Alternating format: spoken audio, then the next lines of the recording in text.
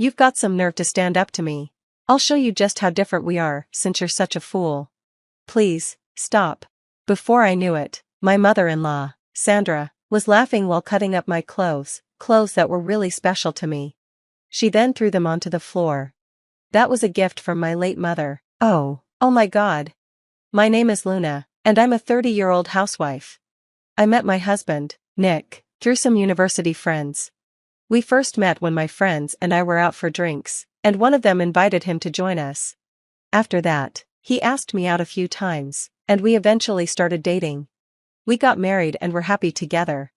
2 years later, our son Tim was born. He's 4 years old now. I thought I'd get to enjoy a peaceful life watching my son grow up, but something happened that turned my life into a nightmare. That something was moving in with my in-laws. One day, we suddenly had to live with them. I remembered that my brother-in-law and his wife had moved in with my in-laws a few years ago. But to my shock, I found out they had already divorced, and my brother-in-law was now living alone. Even Nick didn't know about it. Apparently, my in-laws never mentioned it because we never asked. I thought it was strange not to share such important news with family, but since we only saw them during New Year's, maybe they had planned to tell us then. At first, I didn't have a bad impression of Sandra. Whenever I visited, she wasn't exactly friendly, but she never nagged me either. She had a blunt personality, but I actually preferred that over someone who constantly criticized everything. My in-laws also loved my son, so I didn't think living with them would be a big deal. When I agreed, Nick was happy and called his parents right away. Soon, we moved into their home. My father-in-law, Jim, was still working, while Sandra had always been a housewife. I also became a full-time housewife when Tim was born. Since I was still learning, I hoped Sandra would teach me some useful things, especially her recipes. But before I even had those thoughts, I was already being forced to do all the housework, even when I didn't feel like it. The first day living there seemed fine. Both my in-laws welcomed us with smiles. That night, we had a big meal to celebrate. But the very next morning, Sandra's attitude completely changed. How long are you planning to sleep? Oh, I'm sorry. It was only 5:30 a.m., and my head was pounding from all the drinks I had the night before. As a wife, you should wake up before everyone else. What time should I get up? Well, I usually wake up around this time, so you should wake up by 5 a.m. at the latest. 5 a.m.? What, do you have a problem with that, being a housewife? No. I didn't want to cause problems on our first day living together. Besides, waking up early was good for my health, so I figured I'd just get used to it. Well then, start making lunch for Jim and Nick. Yes, I understand. I started cooking as usual. What are you doing? Sandra suddenly slapped my hand hard while I was holding the knife. You're doing it all wrong. What am I doing wrong? Don't expect me to tell you everything, figure it out yourself. Oh, okay. I held my stinging hand and watched how she cut the ingredients. But honestly, I didn't see any difference between her way and mine. If anything, I thought my cuts were cleaner and faster.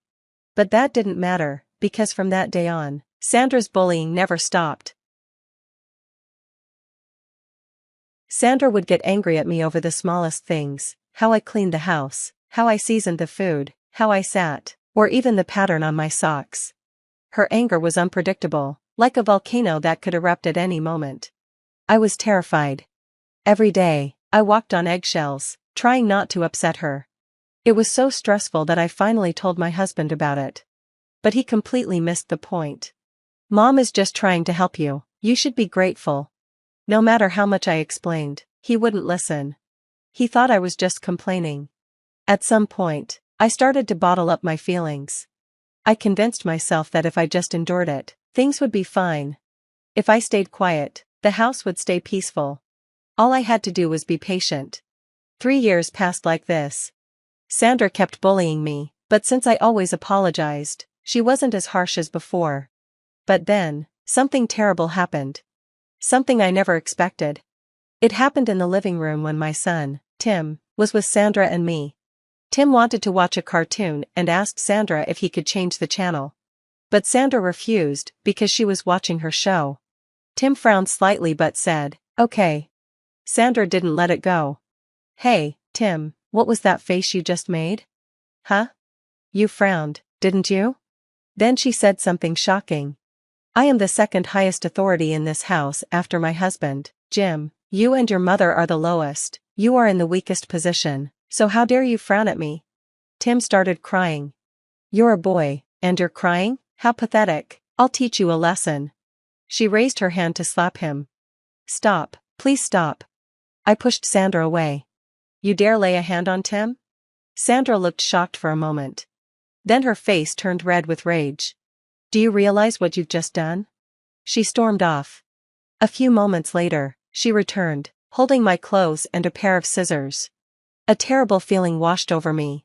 Sandra, you've got some nerve to challenge me. I'll show you the difference between you and me since you are such an idiot. Please, stop it. Sandra started laughing as she cut up my clothes that meant so much to me. Then she threw them on the floor. Those clothes were a gift from my late mother. Oh my God. I picked them up, tears streaming down my face. Tim ran to me, crying, Mom. He hugged me tightly. I couldn't stay there any longer. At that moment, I finally realized I had to leave. Sandra had controlled my life for years. She made me do all the housework and never let me leave without her permission. But I didn't care anymore. I packed my things, grabbed Tim, and loaded everything into the car. I told Sandra I was going to the supermarket, then drove straight to my parents' house. My dad, Sean, my brother, Jeremy, and his wife, Gwen, all lived there. My mom had passed away 10 years ago, and the clothes Sandra destroyed were the ones she gave me when I got my first job. She died just a month after giving them to me. They were my last connection to her. When my family saw the torn clothes and heard what I had been through, they were furious. Jeremy said, You've suffered enough, let me handle this. My dad was kind and told me to relax and take a bath first. It had been years since I could take a bath first. Afterward, Jeremy and Gwen made dinner for Tim and me. It had been years since someone cooked for me. I couldn't stop crying. That night, I knew I was never going back. I was going to divorce Nick. As I finished dinner, my phone rang. It was Nick. Hey, where are you? I'm at my parents' house. I'm not coming back. I want a divorce. Huh? Divorce? Don't be ridiculous. You have no idea how badly Sandra has treated me. I can't take it anymore. Come on, don't be selfish. Get back here now. She tried to hit Tim, and she destroyed my mother's clothes. What? Are you still going to take her side? Suddenly, I heard Sandra grab the phone. She shouted, Stop filling Nick's head with nonsense. You are not leaving. You are my slave for life. No way. I can't live with someone who destroys my precious things. Huh, your face when I cut up those clothes, it was priceless. Memories of your mother? You're worthless. That's why I was able to destroy them so easily. A new voice interrupted. I heard everything. Thank you for your confession. Huh? Who is this? I'm Luna's brother. This has nothing to do with you, outsider. I'm not an outsider. Luna is my sister. I recorded your words. Huh? I'll be pressing charges for property destruction once the divorce is final. Wait, what? I'll also be reporting this to Nick's company, and Jim's. What? No, please don't do that. Then Nick will divorce Luna immediately, Tim stays with her, and Nick pays child support. No way. If you refuse, I'll make sure the neighbors hear how you tried to abuse my nephew. Okay, just don't do that. Then tell Nick to come here and sign the divorce papers. And just like that, Jeremy forced Nick to agree to the divorce. A few days later, I sat in a cafe with Jeremy, waiting for Nick. He arrived alone, looking awkward and uneasy. Without much hesitation, he signed the divorce papers. Well then, we'll file these, Jeremy said. Nick hesitated. You won't report this to my company, right? I won't report you or Jim's company, Jeremy assured him. Nick let out a relieved sigh and left the cafe. And just like that, the divorce was finalized. Nick also paid the full child support amount up front. That's one step done. Now, let's move on to the real plan, Jeremy said with a smirk. Following his advice, I filed a lawsuit against Sandra for destruction of property and demanded alimony. Then, I personally reported everything to Nick and Jim's workplaces. Their reputations were ruined. Their co-workers now saw them as weak men who stood by while Sandra tormented me. Nick called, furious. "You lied. You said you wouldn't report this." I calmly replied, "No, my brother said he wouldn't report it, but I never said I wouldn't." This had been Jeremy's plan all along. To deal with unreasonable people, you sometimes have to be unreasonable in return. And we didn't stop there. Word spread throughout their neighborhood about Sandra's horrific behavior. She became a social outcast. People whispered whenever she walked by. Mothers clutched their children and steered them away from her. Over time, Sandra became depressed and withdrawn, too ashamed to step outside. It felt good to finally get justice. Meanwhile, I moved back home, found a new job, and embraced my new life as a single mother. At home, Jeremy, Gwen, and my retired father took care of Tim, showering him with love and support. Tim thrived in this warm and happy environment. I couldn't thank Jeremy enough. Someday, when I've saved up enough, I'd love to take my whole family on a well-deserved trip.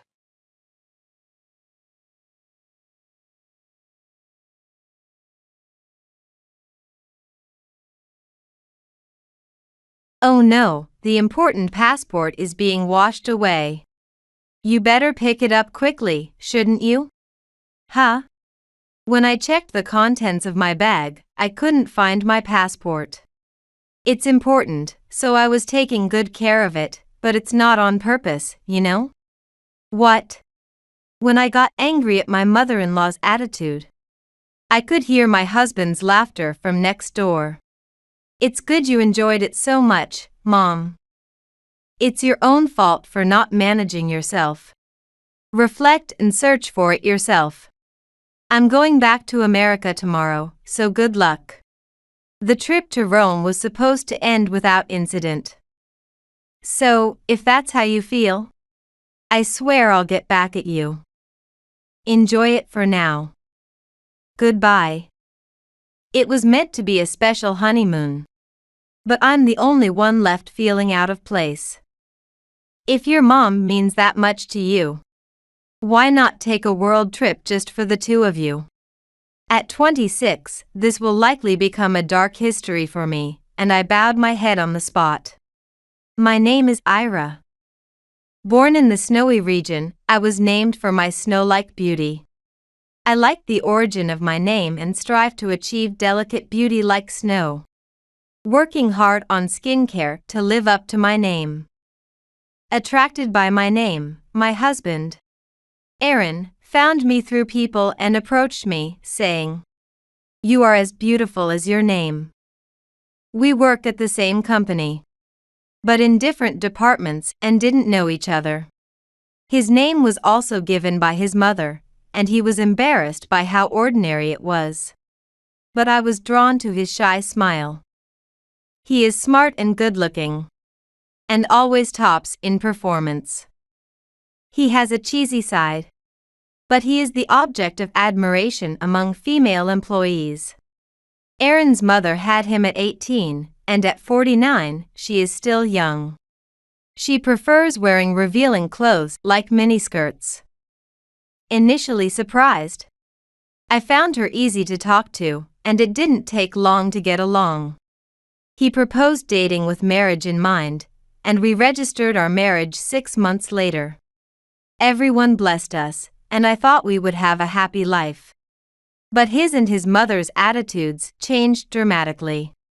Especially after they learned about my father in detail, their demeanor shifted. "Hey, is your dad the president of the company?" "Yes, didn't I mention it?" My mother-in-law, who was visiting our house, suddenly asked. I knew it. I thought it was the same surname. "Why didn't you tell me?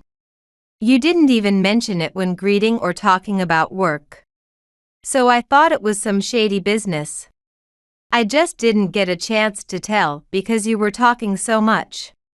Also, after hearing my mother works part-time, you looked at her with pity. And then went on about your background and Aaron's story." My parents just smiled, but they approved of the marriage because of Aaron's good character and my mother-in-law's conversation skills.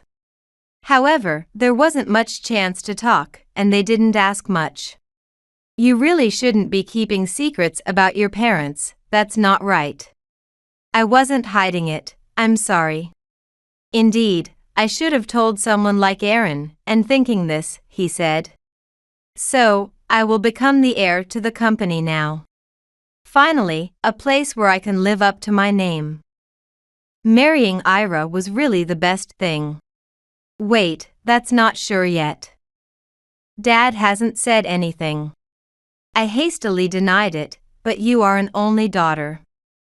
Inevitably, your husband, me, will take over your father's company. I don't need to keep up appearances foolishly anymore. I can be my true self. As soon as his first person changed, his gentlemanly demeanor vanished. I'm tired of playing the hypocrite every day. And I'm thrilled to think I don't have to work under incompetent bosses anymore. All right, then it's settled, let's go on a honeymoon. I can't keep up with this development. Why suddenly a honeymoon? He was progressing the conversation in his head. I couldn't keep up with Aaron like this. It's embarrassing if the future president hasn't gone on a honeymoon. How about going abroad boldly? I'm happy about the honeymoon, and I like going abroad. But don't get your hopes up about you becoming the heir. As I was pondering how to stop his runaway thoughts, my mother-in-law chimed in. How about Rome, like seeing the Trevi Fountain? I want to decide with Aaron, not just because you're going. My logic puzzled my mother-in-law. What are you saying, I'm going too? It's rare to go abroad. And it's unfair if just the two of you have fun. Yes? What is she even saying? That's right, a family trip sounds good, just the three of us, me, Ira, and Mom. No, don't decide on your own. Aren't you listening to me? I want to go with just Aaron. My mother-in-law snorted and said, for the daughter of a president, you sure are stingy. Aaron nodded in agreement. I was completely deceived by him. I suddenly suggested to the two of them. If it's a family trip, isn't your father going too? He and I divorced after talking with your parents. My mother-in-law answered nonchalantly, leaving me dumbfounded. He was my fourth husband, but things got too serious, and we fought a lot. A case of irreconcilable differences. I haven't heard about any 4 divorces from Aaron either. As I glared at Aaron, he looked away. You were hiding your parents from us too, it's the same for both of us. The atmosphere between me and my mother-in-law turned sour. And as the tension grew, Aaron clapped his hands and directed our gazes towards him. We fight because we don't know each other well. Let's go on a trip, the three of us. To deepen our bonds. This is the only way. Let's go apply for passports right away. The two of them cheerfully went to the passport application counter together. Left behind, I could only hold my head and think, my head hurts. I'll lie down for a bit. In the calm after the storm, I headed to the bedroom.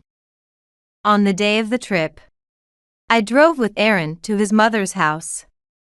While I dressed simply, my mother-in-law appeared in flashy clothes. When I recoiled, she was also surprised by my attire. What terrible and unfashionable taste you have. We're going to the Trevi Fountain in Rome, you know? Let's go more flashy. I'm comfortable with this. I'm not good at standing out. We'll be late if we don't leave soon, so let's go. My mother-in-law frowned in dissatisfaction. There's still time, I'll lend you my clothes, so go change. We don't have that kind of time. For international flights, we need to be at the airport at least 2 hours before departure to avoid missing it. So we should leave now. I had explained this repeatedly over the past 3 days. But it seemed Aaron hadn't listened because he was too excited. Security checks are stricter than domestic flights. Just get in the car without arguing, we're wasting time. Mom, please listen to Ira.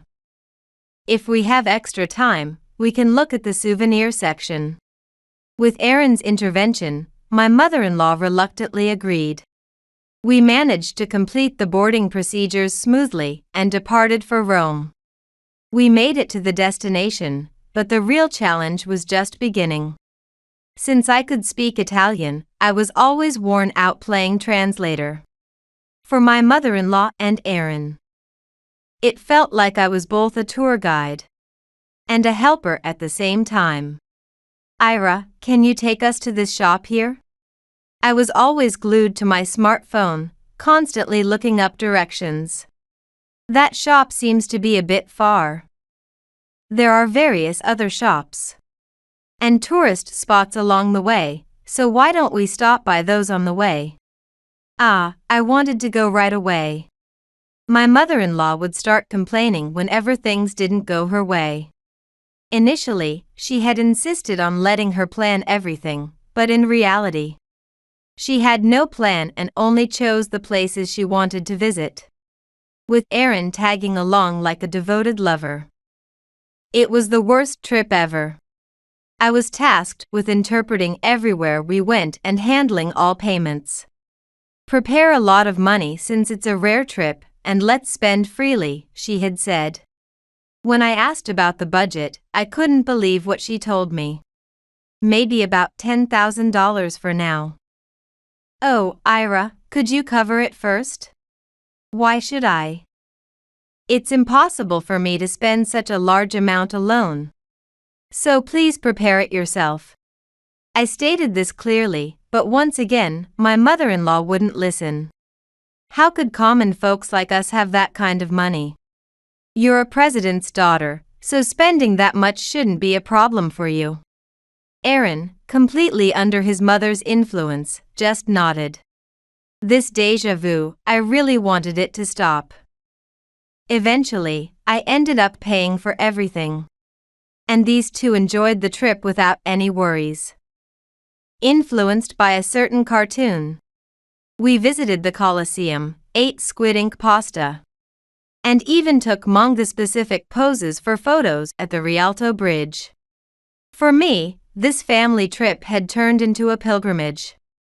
On the night before the last day, we finally arrived at my mother-in-law's goal, the Trevi Fountain. I thought I'd throw a coin in, but just as I focused on my bag, I felt someone touch it. Shit, I remembered a colleague saying that pickpocketing was common here. I clutched my bag in a panic, but it was too late. There was my mother-in-law, holding my wallet and passport case. What are you doing? Give it back, please. What a scary face, it's just a joke, a joke. My mother-in-law answered with a serious face, clearly not joking. It was good to be concerned, but honestly, it was bothersome. Thank you for your concern, but it's fine, please give it back. Don't be shy, I'll hold on to it properly for you. Since I didn't trust my mother-in-law, I insisted she return it. But then she dramatically threw something toward the fountain. With a tap on her own head and a broad smile, she said, "Oops, sorry, my hand slipped, and your passport just flew out of my hand. It looks like it fell into the fountain." What? Are you serious? I managed to contain my anger. If I hit her, it would lower my own dignity. My favorite character flashed in my mind, helping me stay calm. That face, that's a lying face. Yes, my favorite character saved me. It wasn't on purpose. It just went boing by itself. It obviously looked intentional. I thought this was some kind of comedy sketch. My mother-in-law was acting all clueless and giggling as she saw my passport disappear. I was thinking, what's so hilarious? She must be out of her mind. But, we have a problem now. Without your passport, you can't go back. Aaron stepped in when he noticed something was wrong. What are you two arguing about? Your mother threw my passport into the fountain. I thought Aaron would take my side given the situation, but he said, "That's unfortunate. We need to look for it quickly, don't we?" "That's right, Ira, go and look for it quickly." My mother-in-law pointed at the fountain, and Aaron made no move to help. "Aaron, you should help look, and of course, you too, Mother." "Why should we help? You look for it yourself." I glared at Aaron. "It's your mother's fault. It's only natural that she takes responsibility and looks for it. She didn't do it on purpose, right? Mom's just a klutz, forgive her." My mother-in-law, pleased by Aaron's words, jumped on him. "If we don't find it, I'll be going back to America tomorrow first. And I'll keep hold of Ira's wallet too." "That's troublesome, please give it back now." As I tried to retrieve my wallet, Aaron pushed me away. "Don't mess with my beloved mom. I'm not interested in a wife who doesn't show respect for her husband's folks. I'll take the contents of this wallet as a severance payment. Just disappear from our sight. After all, I'll take the couple's assets. If we divorce, I won't be able to become the heir. I'll dispose of your belongings after you return, so find a new place." That's. I could only silently watch as the two of them walked back to the hotel. The next day at 4 p.m., Aaron called me. "Where did you hide our passports? We can't go back like this." I calmly responded to my shouting husband. "I didn't hide them, and I don't care if you guys can't go back." Aaron furiously bombarded me with questions. "Are you still my wife? Your husband is in trouble. Where are you?" "Where?" "At the airport. You guys laughed and kicked me out when you went back to the hotel. Why am I the one getting yelled at? Don't mess with me." After that, I searched in the fountain but couldn't find it. With so many people around, it wouldn't be strange if someone took it. "Why are you at the airport? Don't tell me you actually found them, but kept quiet just to make us suffer the same fate. That's a terrible personality." "Hey, who are you talking to? If you're talking to yourself, I'm hanging up. I need to prepare to board soon." Despite his attempts to twist the story to his advantage, I coldly clarified, and his voice dropped. "I'm obviously talking to you. Seems my suspicions were right. We're coming there too, so wait at the entrance, we're going back together. Even if you come, it's useless. No one has their passports." Aaron fell silent. "Your mother threw everyone's passports into the fountain." "Huh?" He seemed confused. "I was carrying everyone's passports in a passport case. Don't you know it's common sense to carry passports during international travel? It's my first time, how would I know?" If it was his first time, he should have researched properly. And didn't they receive any instructions when the passports were issued? Probably this family didn't listen properly. Anyway, if you want to blame someone, blame your mother. I'll go back first and throw all your stuff outside." "Wait, how can you go back? You don't even have your wallet, what about money?" Realizing I might be telling the truth, Aaron panicked. "I once lost my passport the day before returning from studying abroad. I caused a lot of trouble for my parents then. Since then, I always prepare copies of my family register and the photo page of my passport, and a note with the address of where I'm staying when traveling abroad. I got travel documents issued at 3 p.m. after processing them first thing in the morning. I had divided my cash in case of theft, and my credit cards were safely stored in a hard-to-find spot in my travel bag. Why didn't you prepare ours?" It's selfish to only prepare for yourself. I sighed deeply. I've told you many times. We're not that careless, we don't need it, you said, laughing off my advice. It's your own fault. Feels like we did have that conversation. Just give me some money then. Credit card will do. My wallet is empty. And send me the family register copy after you get back, please. What is this person even saying? He's forgotten how they treated me. Who was it that didn't reach out when I needed help? We're just a marriage of convenience, right? I don't care what happens to you guys. Taking care of one's mother is normal. After all, I am Lord Aaron. Frustrated by his defiant attitude, I was utterly appalled. You're just a mama's boy. Get it together, Aaron. What did you say? His shouting hurt my ears, and irritated, I spoke my mind. It sounds like you imagine Lord Aaron as someone who's so blinded by his power that he pushes away anyone who's not blood and treats people like they're his belongings. That's just messed up. I'll report everything to my parents. Prepare for a divorce and either dismissal or transfer from your job. Wait, we were wrong. I'll change, so please help. At least for Mom. His desperate plea didn't move me at all. Why doesn't a wolf in sheep's clothing Aaron use his own money for his precious mother? Don't leech off me any further. Goodbye. Later, I explained the situation to Aaron's estranged parents, and they managed to send the necessary documents for them to return home, though they struggled a lot without speaking Italian. After returning, Aaron found all his belongings thrown out and collapsed then and there while his mother, furious, banged on the front door. I immediately contacted my parents.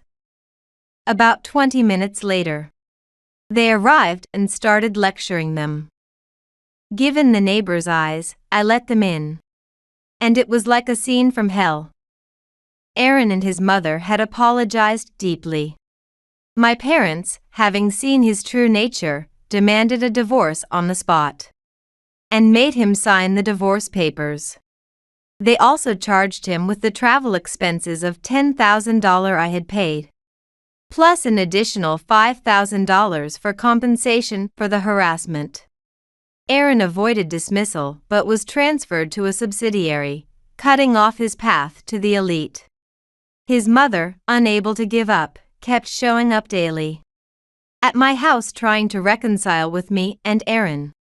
But when I threatened to call the police or involve a lawyer, she finally gave up. It seems she relied on a man for money during this ordeal, but apparently, this man had been involved with her even before her divorce from my former father-in-law, who found out and demanded $30,000 in compensation through a lawyer. Well, I was the one who snitched. She was hoping to make things right with me so she could settle her bills. It's about time she figured out how to handle her own expenses. I surprisingly had fun on my ruined trip abroad all by myself this time. I visited the Trevi Fountain in Rome again, replaced the bad memories with good ones, and reset everything. Next time I marry, I'll be more careful to choose someone my parents can truly be happy about.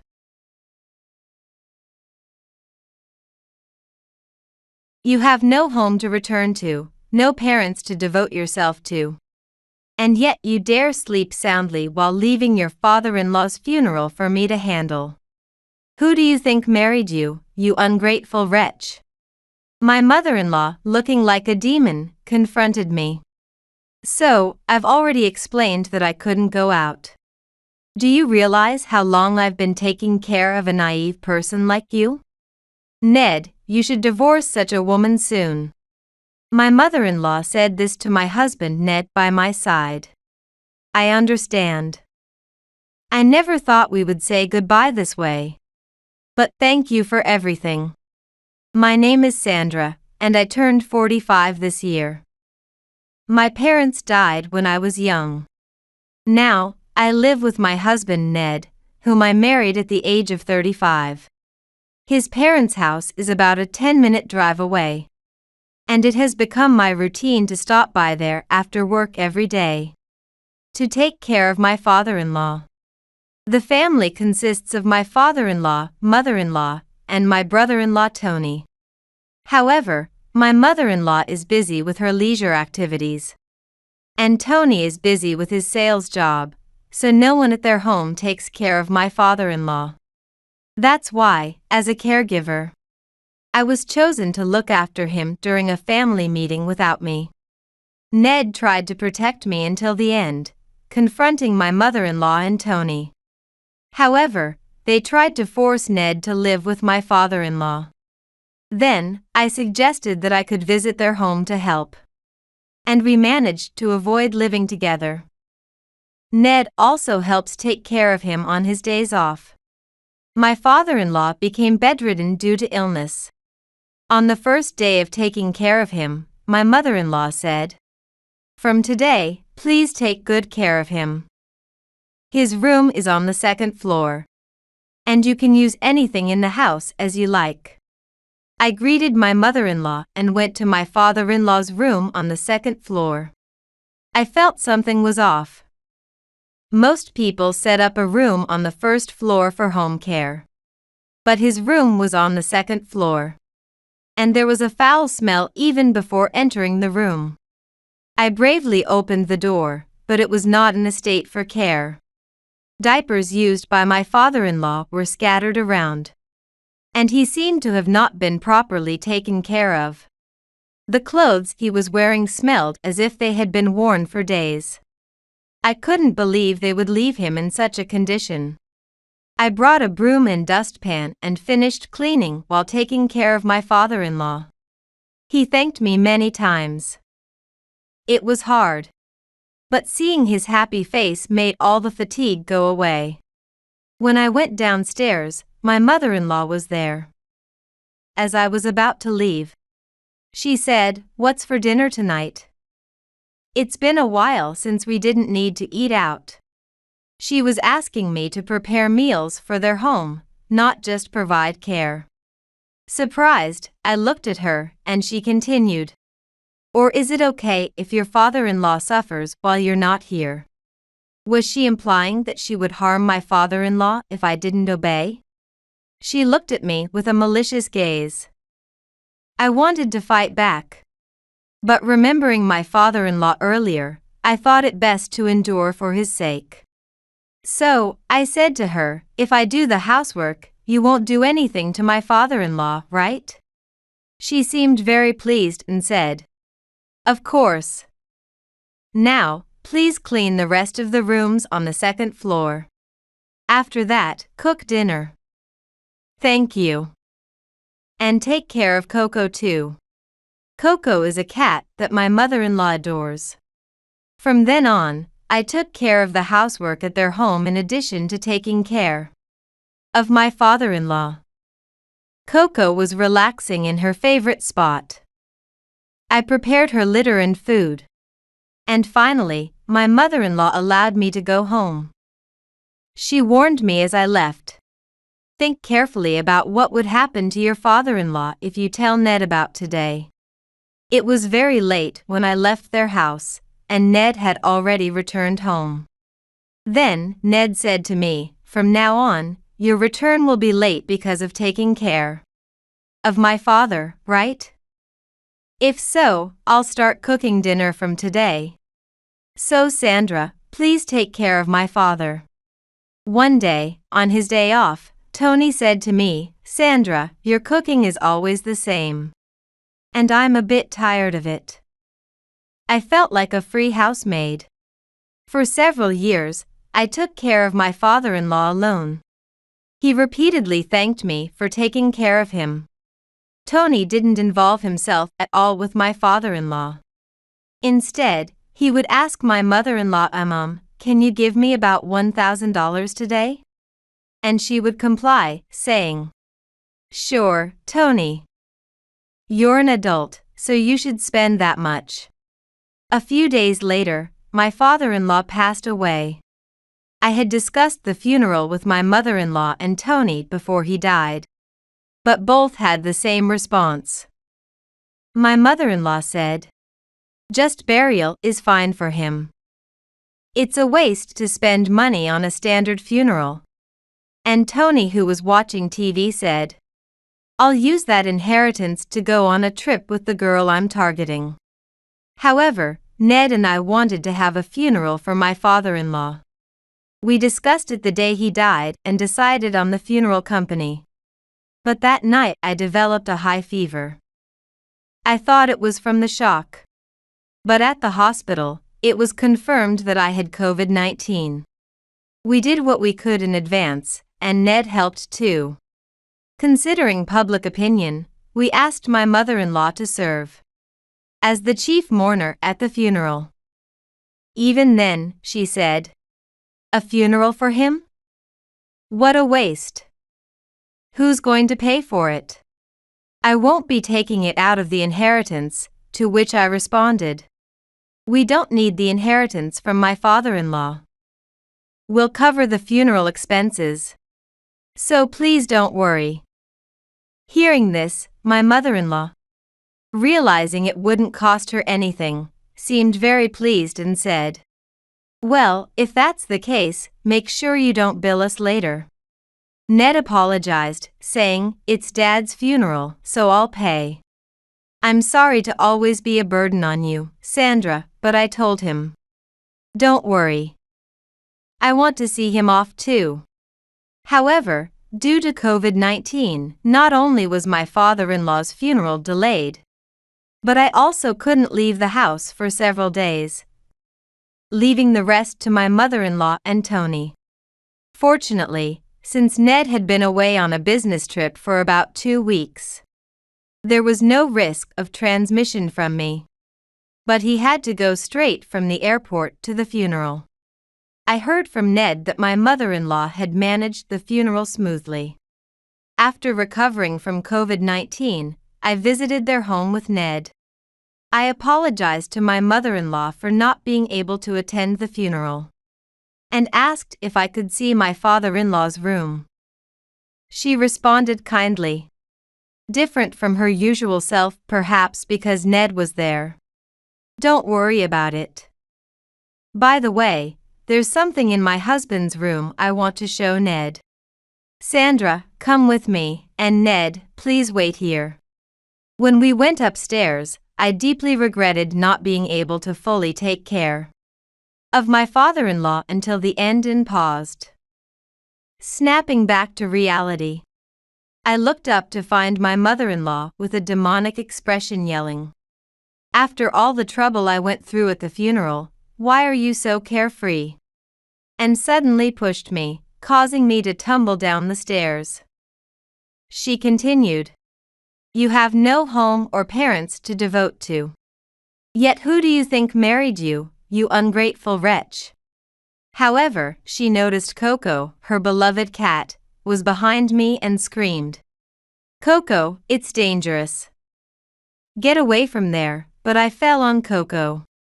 She then pushed me aside, almost unconscious, and rushed to Coco, who was not moving. Hearing the noise, Ned came and asked, "Sandra, are you okay?"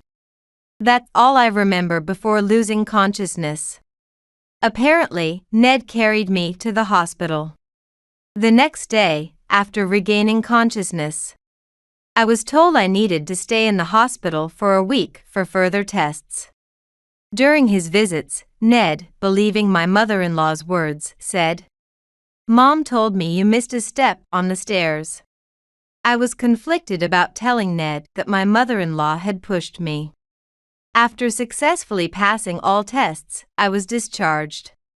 But I was still troubled and hadn't come to a decision. On the day of my discharge, Ned, who had come to pick me up, said while driving, "I'm glad nothing happened to you, but I was really worried. Also, do you remember that Coco was trapped under you?" Of course. I couldn't forget. Coco had been taken to a vet and was badly injured. Still not recovered, and was resting at home. As we talked and arrived at their home, Ned said, "I don't understand. But Mom says she wants to apologize to you. Also, Coco doesn't go near her anymore. Before, she always stayed by Mom's side, but now she growls if Mom approaches. So, Tony is taking care of her at least." Following Ned, I entered the house where my mother-in-law was present. For some reason, ignoring Ned next to her, she lunged at me with a terrifying expression. Surprised, I stepped back, and suddenly, the doorbell rang. When we opened the front door, there stood a man in a suit. He handed us his business card, which had the name of a law firm on it. My mother-in-law, though surprised, led the lawyer to the living room.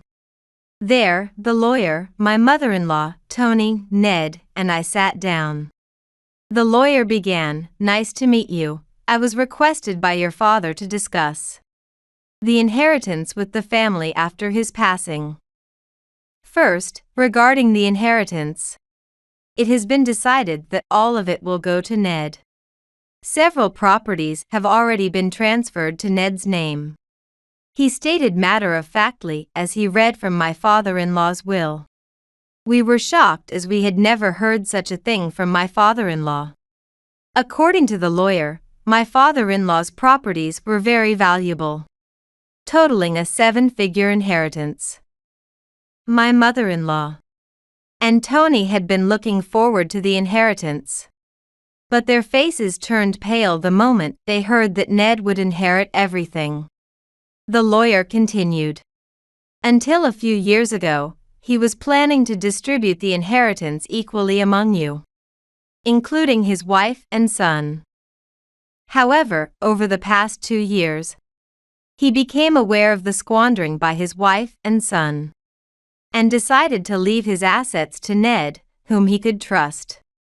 I remember he looked sad when he made this change." The lawyer explained that my father-in-law knew they were counting on his property. My mother-in-law, frustrated, snatched the will from the lawyer and yelled, "This is troubling. We were counting on that inheritance. Now I can't even buy luxury bags or go on social trips.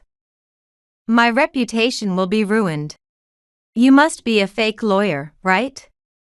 You're in cahoots with this woman, trying to take all our property."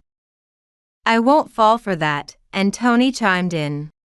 "I promised my girlfriend I'd buy her an apartment. Without the inheritance, I can't pay the mortgage." Without a word, the lawyer pulled out a voice recorder. He played it back, and we heard my mother-in-law's voice saying, "My husband is just in the way. Although Sandra is taking care of him, his property belongs to you and me. Sandra is also happy serving us by doing the caregiving and housework." And Tony's voice, "Dad's lucky. He has a free servant doing everything, right? Ned did well to marry such an ugly woman. I want a free servant too. Someone who doesn't demand luxury items, doesn't cost much, and doesn't complain."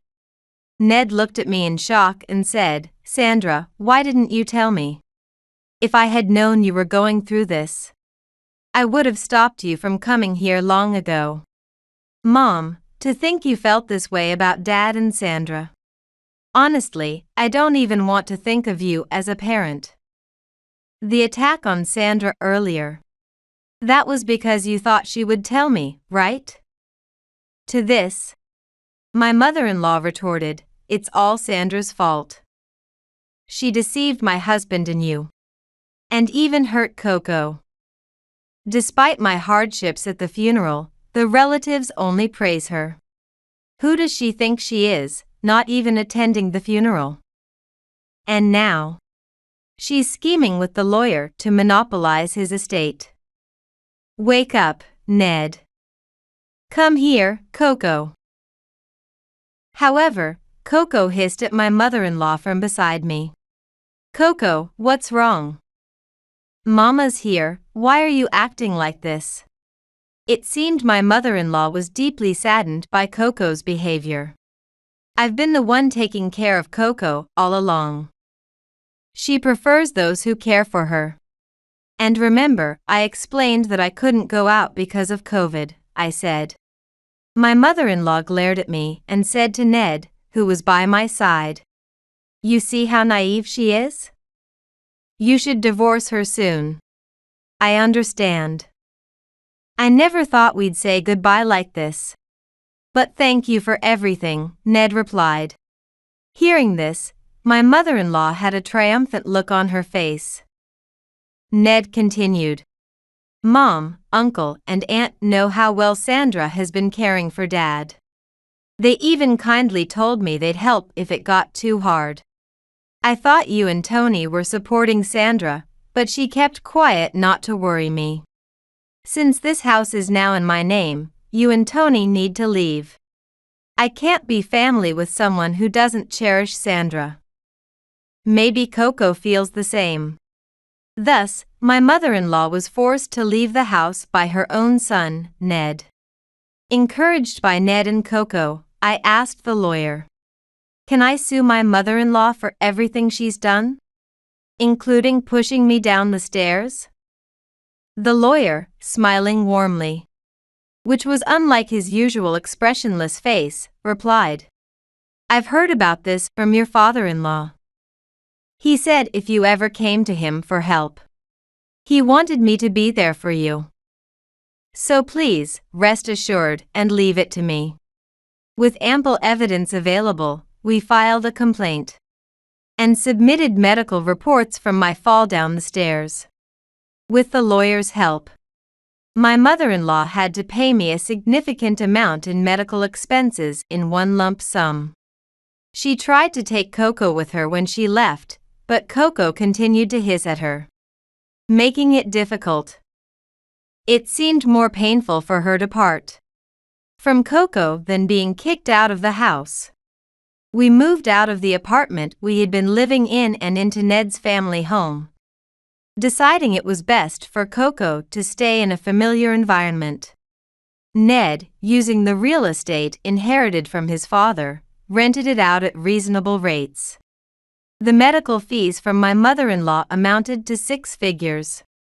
With the money received, Ned, Coco, and I indulged ourselves at a luxury hotel that accommodates pets.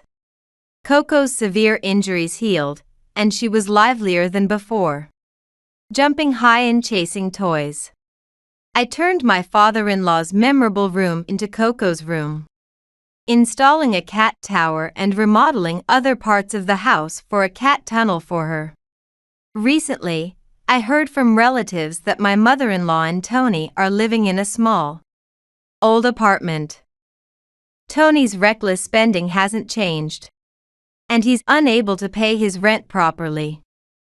The women at the company he was courting, who liked him for his spending, have become disillusioned with his poorer appearance and tighter wallet and have left him. Tony had also bought luxury watches on loan, which he had to sell to pay back the loans. My mother-in-law was deeply saddened by Coco's hostility and had to borrow money from loan sharks for my medical expenses, leaving her under surveillance and working tirelessly day and night. Recently, Ned's phone has been receiving voicemails from my mother-in-law and Tony, saying, "Lend us money or we'll die," from public phones. But Ned has been careful not to answer. Our family also saw a new addition, a little friend named Felix, who moved in with us when we relocated to Ned's family home. Felix was already friendly with Coco and had settled in by himself. He was about a year and a half old, as confirmed by the vet. This experience has made me realize that even if Ned becomes bedridden like his father, I will never become like my mother-in-law. Ned has truly supported and believed in me through this ordeal, and I will support him to the very end. We want to continue living happily with Ned, Coco, and Felix.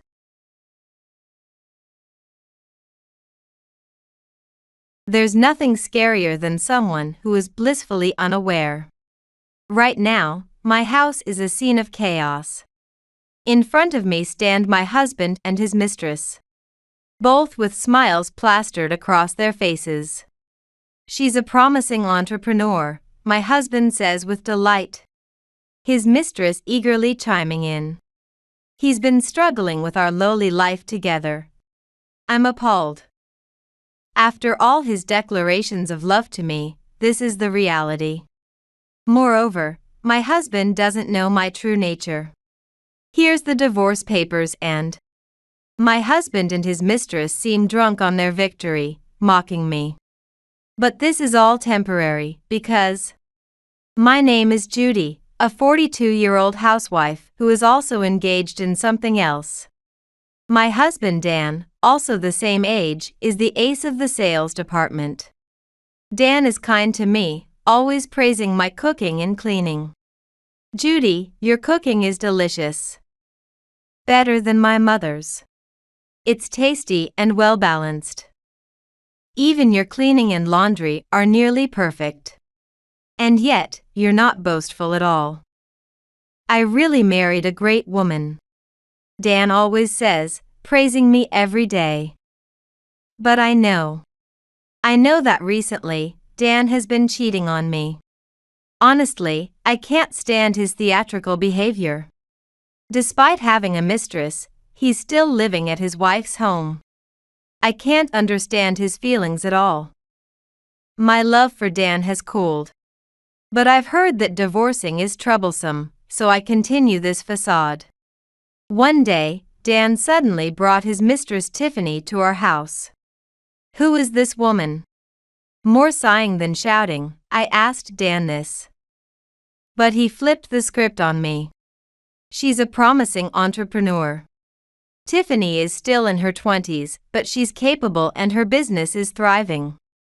I'm going to remarry her, so please let's get divorced. We'll take this house, you go back to your parents, Dan said. Dan is struggling with our lowly life together. Dan is a wonderful man, but why such a pig-like woman as a wife? It's really laughable. Tiffany mocked me alongside Dan. They both sneered at me. I knew the time had come, so I took out the divorce papers from the cupboard and told Dan to write on them. Oh, a sensible ugly woman. That's right. To be honest, I've been bored with your repetitive cooking and your messy ironing. And there are places you haven't cleaned properly. Oh, I could claim compensation, but can a clumsy woman like you even do that? For a wife who's fat and ugly and can't do anything, you're quite considerate. Yes, please, let's divorce quickly. After all, you pig woman, you're not a match for Dan. We've only been living thanks to Dan. That's why I can't stand delusional ugly women. A young and capable woman like me is a much better match for Dan. Dan and Tiffany continued to hurl insults at me. My feelings had already cooled, so I neither cried nor paid any attention. After finishing the divorce papers, Dan said, "File these, get out," dismissing me as if I were nothing. I went to my room to pack my bags, and for some reason, Tiffany followed me. As I packed my clothes, cosmetics, and items for my side job in my bag, Tiffany continued to insult me. "You're really stupid. How can you even live with that face? Cosmetics? They must be cheap, right? Why don't you leave them? After all, you're just a woman who's been dumped. It's okay, you can cry or lash out at me, but Dan will protect me. You must be really frustrated, aren't you?" I decided to ignore her completely, not even bothering to respond. Tiffany didn't like that. Acting strong is pointless. Your parents' home is poor, right? What, single parent? Poor and tasteless like you can't even claim compensation. I pity you. Want this $10 bill? Tiffany took out a $10 bill from her wallet, but I wasn't interested. Tiffany continued to berate me until I left the house. Fortunately, I had enough money for a taxi to my parents' house. So I took a taxi there, divorce papers in hand. I thought, there's nothing scarier than someone who is blissfully unaware. And you don't know my other face, Tiffany. I think that was your name? The tough times ahead are yours. I smirked in the taxi. When I explained the situation at home, my parents warmly welcomed me. My father was furious, and my mother cried, "It's so pitiful for a woman. But to drive away someone as capable as you, Dan really has no eye for people." And a mistress in her 20s? What age difference did he plan on marrying? He's not a celebrity. Ridiculous. It's okay, I have a plan. Soon, it will be Dan and his mistress Tiffany who come begging to me. Don't worry, Dad and Mom, don't look so sad. Later, I learned that Tiffany was holding a shareholders' meeting. So I dressed in a suit and headed to the meeting fully prepared. Tiffany spotted me at the shareholders' meeting and said, "What, that ugly woman dressed up in such a place? Security, throw her out. Don't come back again." Tiffany left the scene. The security guards, who knew me, were flustered. "Don't worry, leave it to me. Thank you for your hard work." Sorry for the trouble. I apologized to the two security guards and entered the meeting hall. Various investors were gathered there. Tiffany appeared and curtly announced that the company was doing well. When it came time for Q&A, I, as the leading shareholder, stood up. You." Tiffany's voice trembled. "Hello, Tiffany. Everyone, please listen. This president, Tiffany, has stolen my husband and pushed me to divorce." A murmur spread among the investors. Panicking, Tiffany grabbed the microphone. "Everything this woman is saying is a lie. Don't believe her. Security, throw her out. Here, I have a copy of the divorce papers with my husband. Moreover, according to an investigation by a detective agency, Tiffany has a terrible habit of going after men, from married men to young men. How about we decide on a resolution for her resignation? Those in favor, please raise your hands." As murmurs spread like waves among the investors, more and more hands went up in agreement.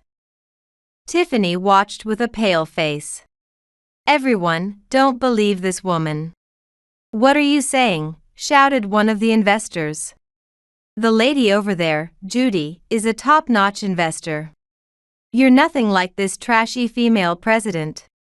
Then, dropping the microphone, Tiffany approached me. "What do you mean? Who are you? I've been an investor for nearly 20 years. You and I are not on the same level. Can you even imagine what happens to a president? Who steals someone else's husband? I used to be the leading shareholder of your company, but you're no longer needed." "What? What do you mean? You stole someone's husband? I can't believe someone like her." "That's right. You can't do without us. You're mocking us. You know what, you're being dismissed as president." The investors' jeers can be heard. Tiffany, standing dumbfounded, finally bursts into tears. One by one, investors start leaving the venue, dismissing the whole situation as trivial. Wait. There's nothing scarier than someone who is blissfully unaware. You made defamatory comments without properly investigating the other party. That's a failure as a professional. This will cost your company's reputation.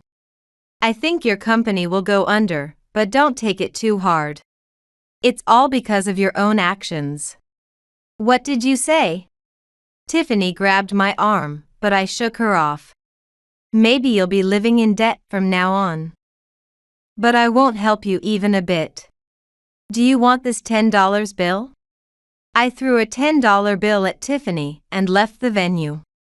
When I got home and told my parents what had happened, they praised me. That's our daughter. Judy has assets worth several millions. Besides, she helps us out, too. She's truly a daughter to be proud of. She's a genius. That's good. Are you going to remarry? With your skills, you must have many suitors, right? But there's also a chance they'd be after my assets. And I'm getting too old for marriage anyway. Plus, I'm done with men. I plan to stay single from now on.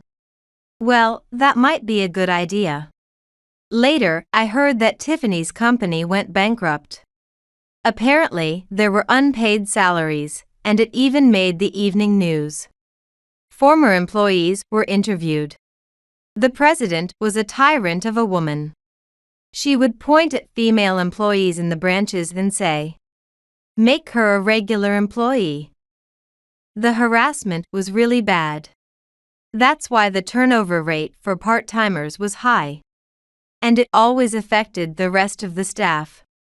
Despite all this, the president's tyranny never stopped. She wouldn't easily let employees quit, and some even cried wanting to leave. If you took a sick day for the flu, she'd deduct 3 days' worth of pay. It was truly the worst. I thought, when the president is like that, the employees suffer. When the leader isn't proper, those below suffer. Maybe it's better that the company went under, freeing the employees. As I sipped my coffee, I watched the news.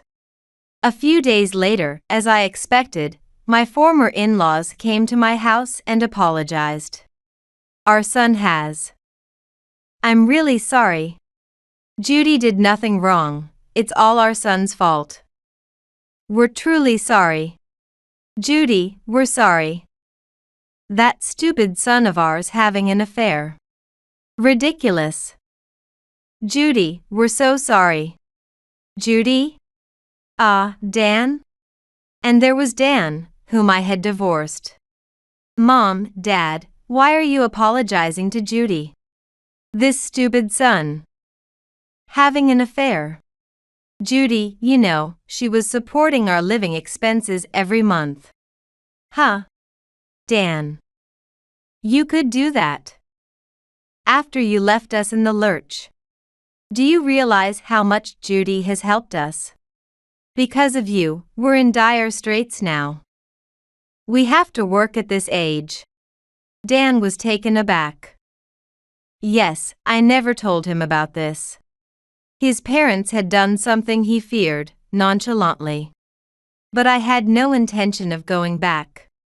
Then Dan tried to come closer. I was wrong. Let's remarry. I love only you, not that wicked woman. Tired of his transparent lies, I was fed up. Your ironing is a mess, right? And your cooking tastes bad, right? Ugly, fat, and disgusting, right? Cleaning is not up to the mark, right? After being told all that, you think you can come back? I knew from the start that you were cheating. Well done living a double life. If you had me make lunchboxes, and they had lipstick on the chopsticks, and you fed them to Tiffany, there's no greater humiliation than that. Plus, what you said during our marriage and at our divorce is completely messed up. You praised me so much, but when it came to divorce, you started denigrating me. Well, love was long gone, but it was natural that my patience ran out. Don't come back home. Aren't you the ace of the sales department? Support your own parents. Different, I didn't mean. What do you mean different? I thundered on. I have zero trust in you now. If it were a company, you'd be fired. No reliability whatsoever. Yet you dare come crawling back. Do you realize what your parents are feeling listening to this? I've been taking care of your father and mother, but it serves as a good punishment. Take care of your parents yourself. Don't come crawling back. It's disgusting, and aren't you ashamed? How old are you? Going after a woman in her 20s. And what? Just say whatever you want. Are you so high and mighty? Then Tiffany appeared.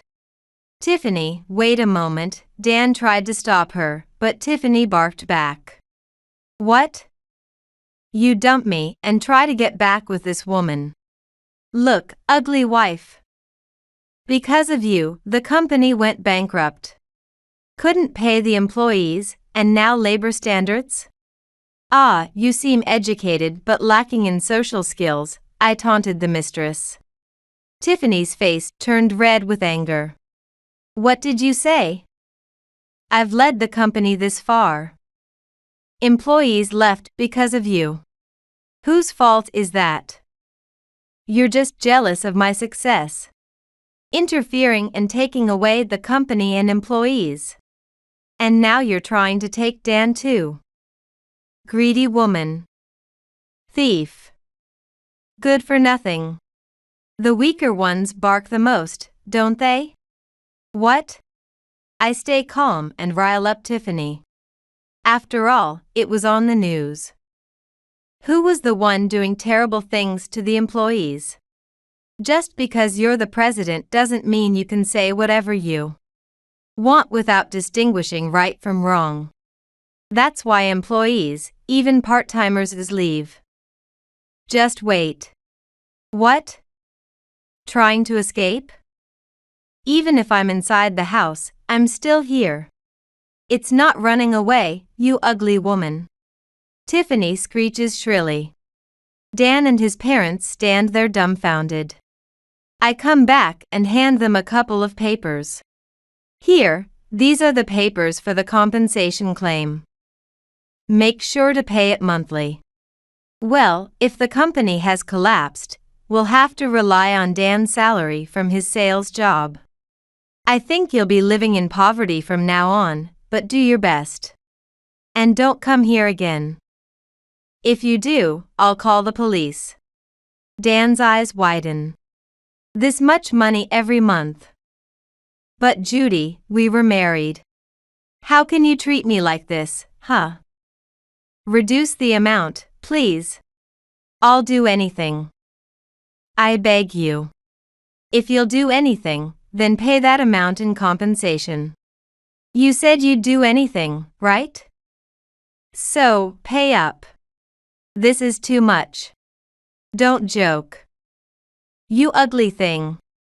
How can I pay such an amount when the company has folded? It's too vindictive. It's impossible. There's no obligation to pay, and it's tyranny. Dan, you shouldn't listen to such a woman. I don't care if you're an investor or what, you're just a money-grubbing demon. You might as well be a jailer in hell tormenting people. What's all this noise?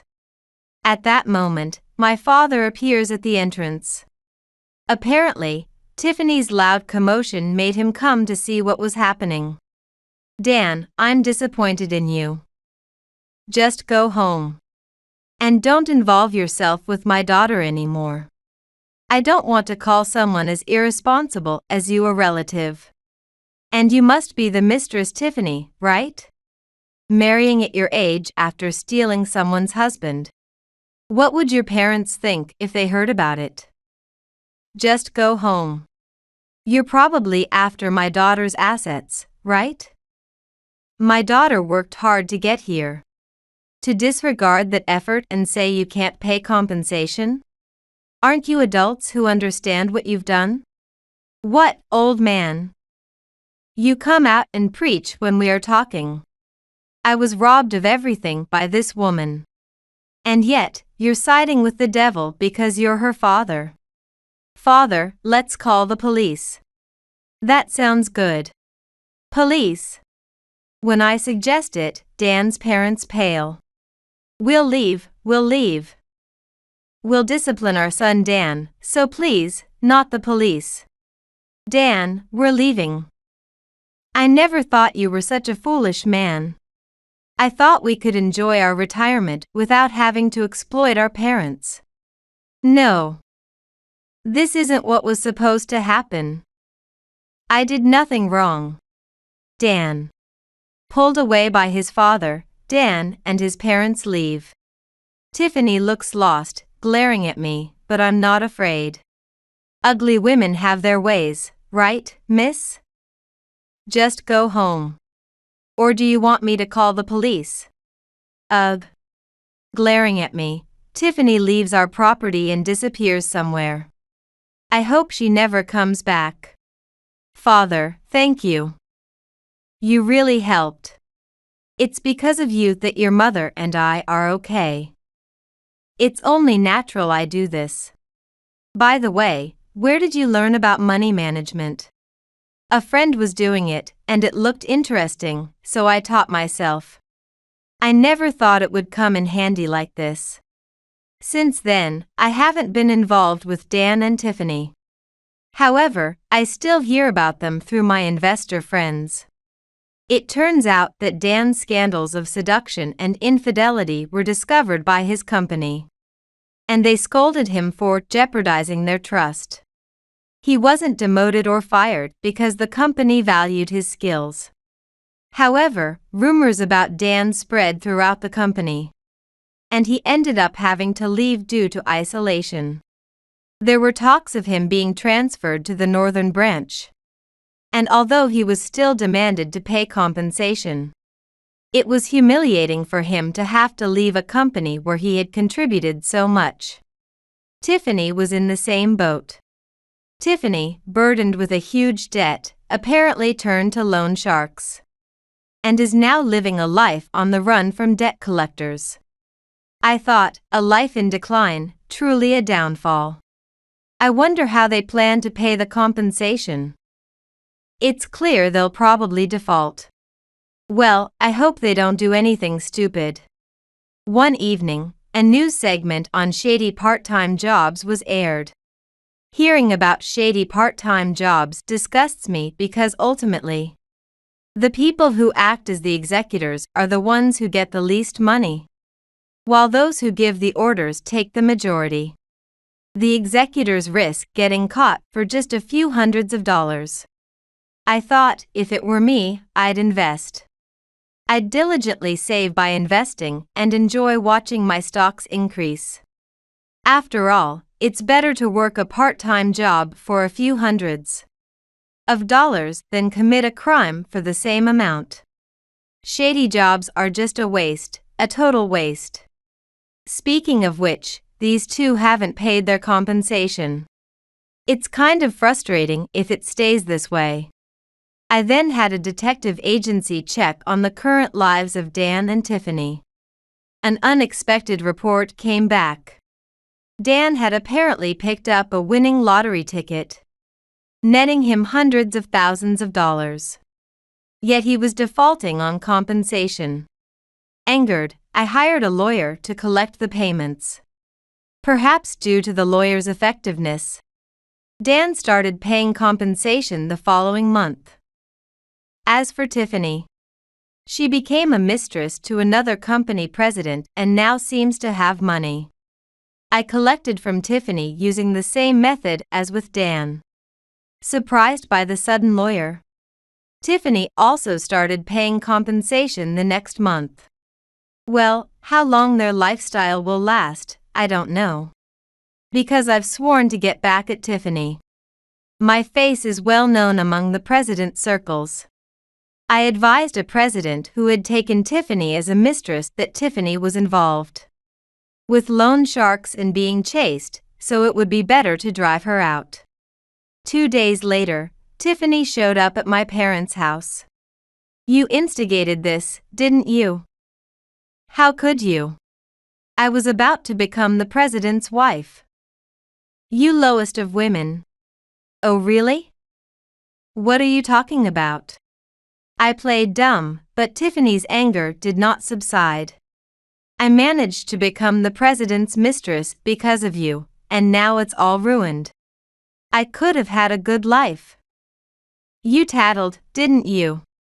On what basis? Please stop making baseless accusations. What? Acting all high and mighty.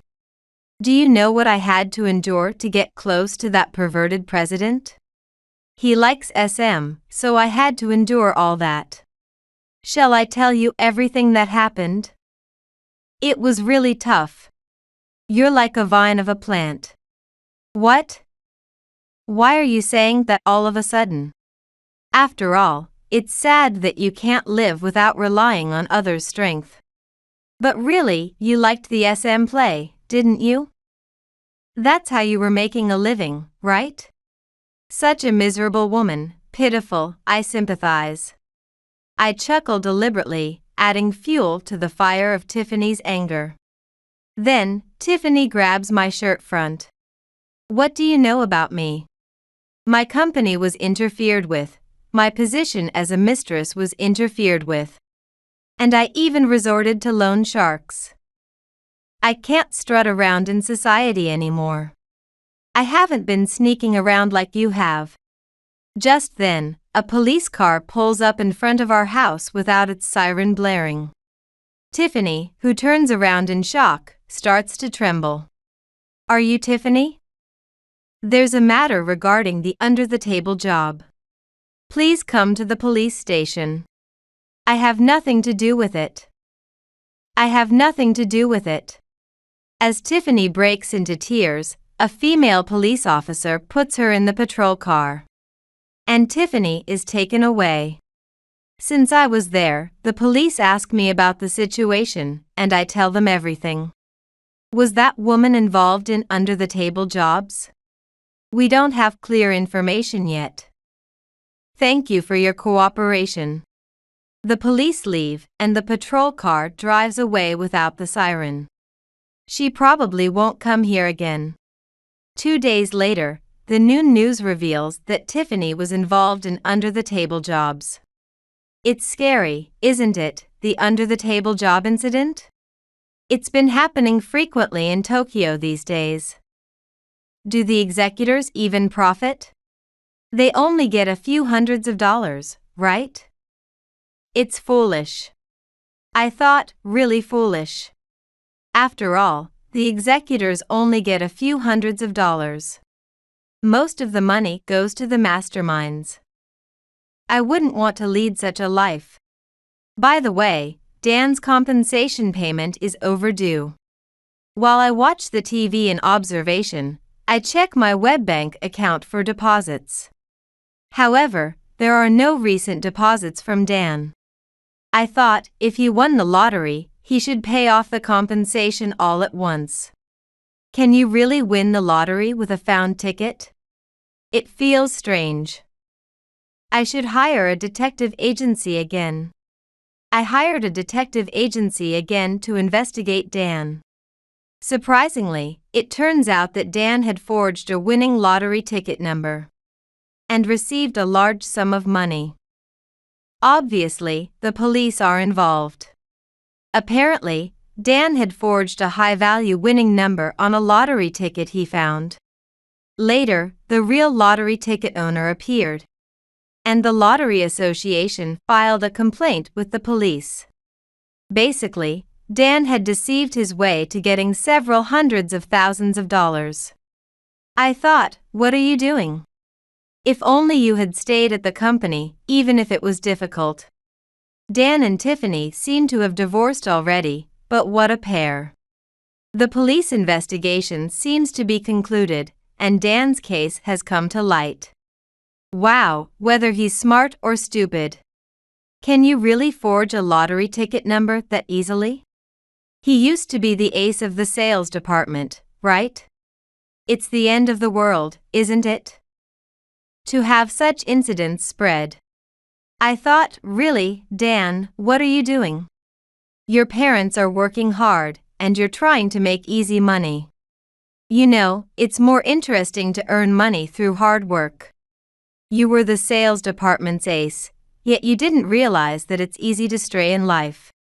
Since then, I've continued to read the newspaper daily for investment purposes. Newspapers provide more convenient information than online news. Through them, I found out about Dan and Tiffany's court case today. Out of curiosity, I went to observe their trial.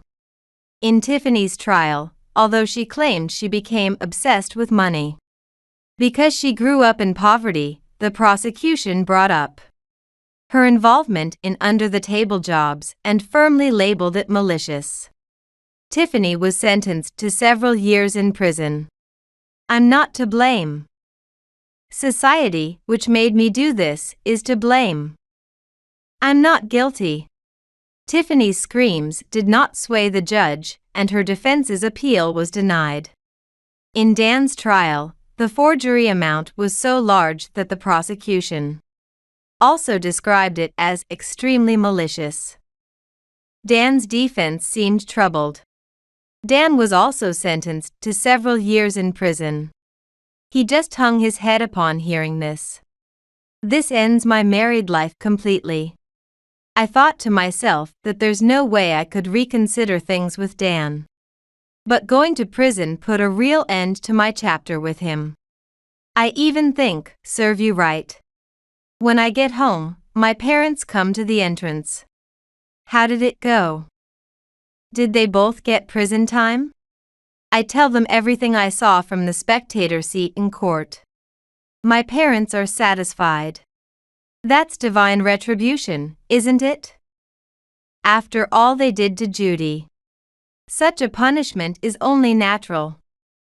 Absolutely. Don't worry about it, Judy. They just ended up where they belong. You're not at fault. Right, I guess this is a closure in my life. I'll live freely from now on. Maybe I'll work at the nearby supermarket. It's said to prevent dementia. Judy is a hard worker. I laugh with my parents over dinner and go to bed. Dan and Tiffany won't be coming out for a while. Now I can finally sleep in peace. Later, Dan and Tiffany were definitely behind bars. Tiffany's claims in prison that I'm not to blame have not been acknowledged. And she seems to be a troublemaker there. You can't close people's mouths, they say, so naturally, this information reached me. I thought, well, they got what they deserved. If they had lived honestly, they could have had their share of happiness. Out of curiosity, I went to visit Tiffany. But I couldn't meet her due to her emotional instability. I also tried to visit Dan, but he had gone mad, and I was also denied visitation. The former in-laws were ordered by the Lottery Association to refund the money. But of course, they didn't have it and had to declare bankruptcy. While I have a face as an investor, I'm also interested in establishing an apparel company, which I did. I finally realized my dream.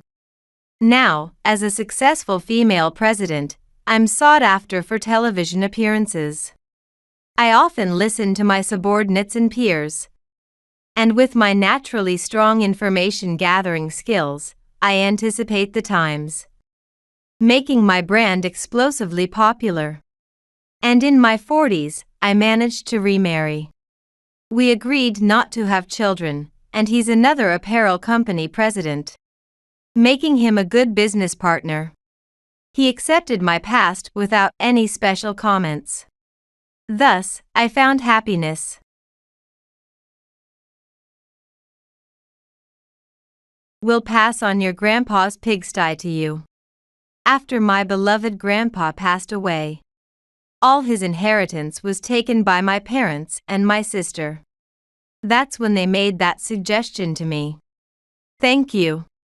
From the bottom of my heart, I expressed my gratitude and ran out of the house. Weeks later, my destiny began to change due to a man who visited my grandpa's store. Are you Tina? I am Christina, a college student. I lived with my parents, my sister, and my grandpa. I have always had a bad relationship with my parents and sister. It started several years ago when I had just entered middle school. From behind me, as I was tying my shoelaces, I could hear my sister's high-pitched voice. "Dad, the pig is escaping." "Is that okay?" "Leave her, she's probably going to Dad's shop anyway." "Oh, I see, she's going back to the pigsty, which is where she belongs, huh?"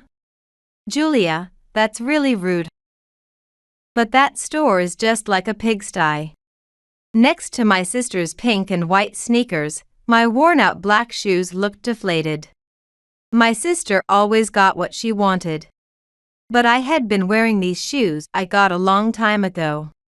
I couldn't have the fancy shoes like my sister did because my parents wouldn't buy them for me. Gritting my teeth, I felt my parents' and sister's conversation behind me as I ran out of the house. Looking down at my feet as I ran, I held back tears that were about to overflow. Indeed, my feet are thick and short. I understand why I'm called a pig. On the other hand, my sister is thin, has a small face, and cute eyes. It's hard to believe we're from the same parents. Both my parents doted on her. She knew this and mocked me as a pig. My parents would just laugh along with her instead of scolding her. As a high school and college student, as soon as I could work, I planned to earn money and leave that house. After a short run, a shabby little house appeared. I rushed into the store named Anderson Jewelers. "Hey, Tina. What's wrong?" Hearing my grandpa's relaxed voice, I immediately relaxed. The store was enveloped in an orange glow, with several displays adorned in gold and white. It was completely different from the local candy shop, and certainly not a place a middle schooler would rush into sweaty. Yet, to me, this store was a place of comfort. "Did Julia bully you again?" Grandpa offered me a towel as I was sweating and furrowed his brows in concern.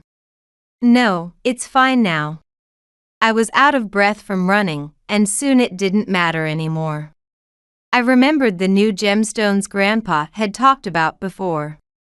"Hey, the Italian gemstones you mentioned before, where are they?" As I leaned in, Grandpa laughed and let me into the back of the shop. He owned this small building, operating a jewelry store on the first floor, and his home office on the second floor. Although Grandpa had lived at my house nearby since he had a fall, he had no intention of closing the shop as he still had regular customers, and opened the shop every morning. Watching Grandpa struggling to open a cabinet with his left hand, I felt a tightness in my chest. "Grandpa, is your hand okay?" His left hand hadn't moved well since his fall. However, Grandpa just smiled and patted my head. "Tina, you're so kind." I loved that slightly rough hand. But by the time I became a college student, Grandpa's health worsened. He needed care. But neither my parents nor my sister took care of him. I had planned to work and move out. But between caregiving and school, I had no time for a job. Grandpa always cared about me, saying, "I'm sorry, go have fun every day." I understood his feelings, but there was no way I could leave him and go out. "When I get better, let's live together, just the two of us."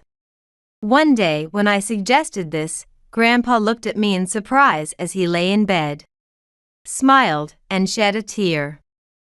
At that time, I was seriously considering living just with him, not imagining that he would pass away just 3 months later. The house felt darker, colder, and larger without Grandpa. As I curled up in Grandpa's room crying, my sister scolded me for being noisy. After Grandpa passed away, my parents and sister only talked about the inheritance. "How much will that store sell for?" The jewels could fetch a good price, right? They discussed these things and handled Grandpa's funeral carelessly. even though I wanted to send him off properly. They wouldn't listen and wouldn't even help with the funeral costs. The inheritance was about $300,000. And the three of them were excitedly discussing how to use it. Let's buy a car. I wanted that new bag that came out before. I want to go to Hawaii with my friends. I was locked in my room, listening to music through headphones. If I had to listen to those three discussing things with their strained voices any longer, I felt like I might vomit. When I stepped out into the hallway to go to the bathroom and passed my mom, she snorted. You don't even join the discussions and just lock yourself away. So you don't need any inheritance, right? Even though she said that, I didn't feel like responding. I didn't care about the inheritance anyway. It infuriated me to think that everything Grandpa left behind was being taken away. But I didn't want to talk to those people who could discuss such things so gleefully.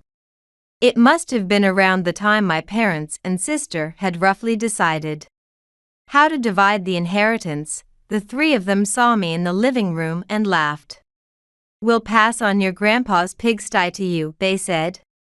At first, I didn't understand what they meant. But gradually I realized they were talking about Grandpa's shop, and I gasped. My heart was pounding. Can I really have the shop? It's only natural to give the pigsty to the pig, isn't it? I didn't hear my sister's mocking voice. Thank you. That was all I shouted before I hurriedly ran out of the house. Before leaving, I thought I saw their stunned faces, but I didn't care anymore. Since I started caring for Grandpa, I only visited the shop occasionally for cleaning and hadn't opened it. After Grandpa passed away, I had almost forgotten about the shop. Grandpa's cherished shop, filled with memories. I rushed to the shop for the first time in a while. It was a bit dustier than before.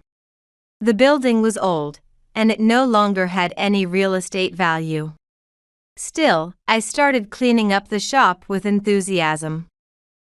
In his later years, Grandpa had sold off the precious metals, and there were only a few small gems left in the shop. My parents and sister must have thought these and the building itself weren't worth much, which is why they gave them to me. That was fine with me. I didn't care about the asset value. Having this shop here was what mattered to me. I sat in the chair Grandpa always used, looked around the shop, and took in the smell that Grandpa always had in this place. For the first time in a long while, I smiled. Then, I decided to live on the second floor of that building. It was where Grandpa had lived originally. It had a kitchen and a bathroom, although it was cramped for one person. But living there was much more comforting than being in the house with such parents and a sister. A few days after I started living and sleeping on the second floor of the shop while cleaning inside, I noticed someone peeking into the store, so I opened the door. I'm sorry, we're not open. Oh, no, I'm sorry. The person peeking in was a man of early old age, scratching his white-flecked hair and looking embarrassed. I apologize for the intrusion. Actually, I knew the owner of this shop.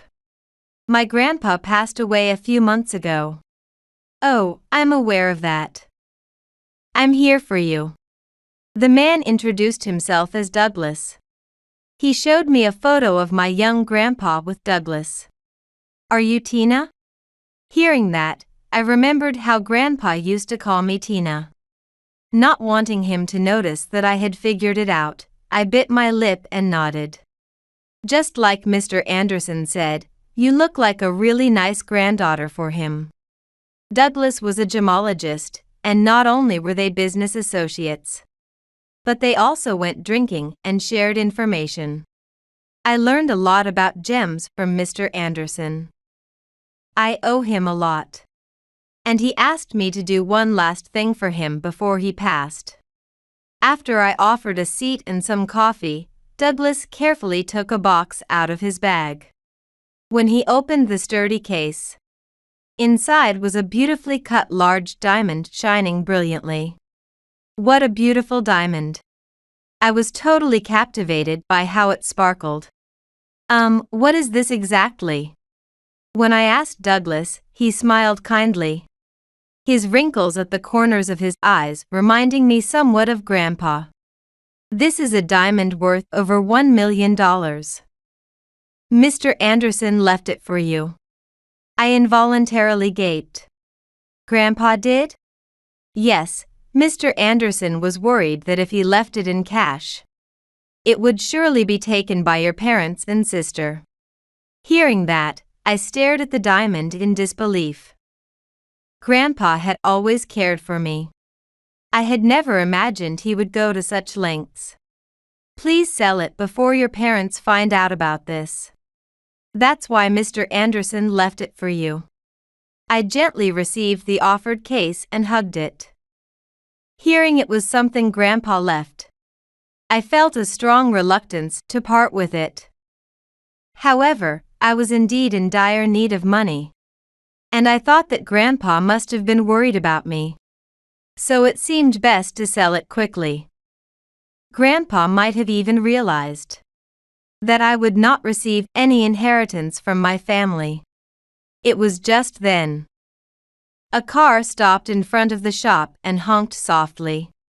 Looking out, I saw my parents and sister peering at me from a small, bright red car. When I stepped outside, they rolled down the window, looking like celebrities abroad with designer bags and sunglasses. Ah, the pig has come out. My sister laughed in a high-pitched voice. It had been just under 2 weeks since I had left home. Yet they seemed to be living extravagantly. We're going to buy a luxury bag. There's still some inheritance left. My sister smiled happily. That shop looks even dirtier now that I see it. Really? Julia, won't you catch poverty from talking to such people? I watched their reaction as if they were strangers. Their gaze then turned towards Douglas standing next to me. Seeing the unfamiliar old man, their expressions turned suspicious. Nice to meet you. I am a gemologist. I used to work with Mr. Anderson at the shop.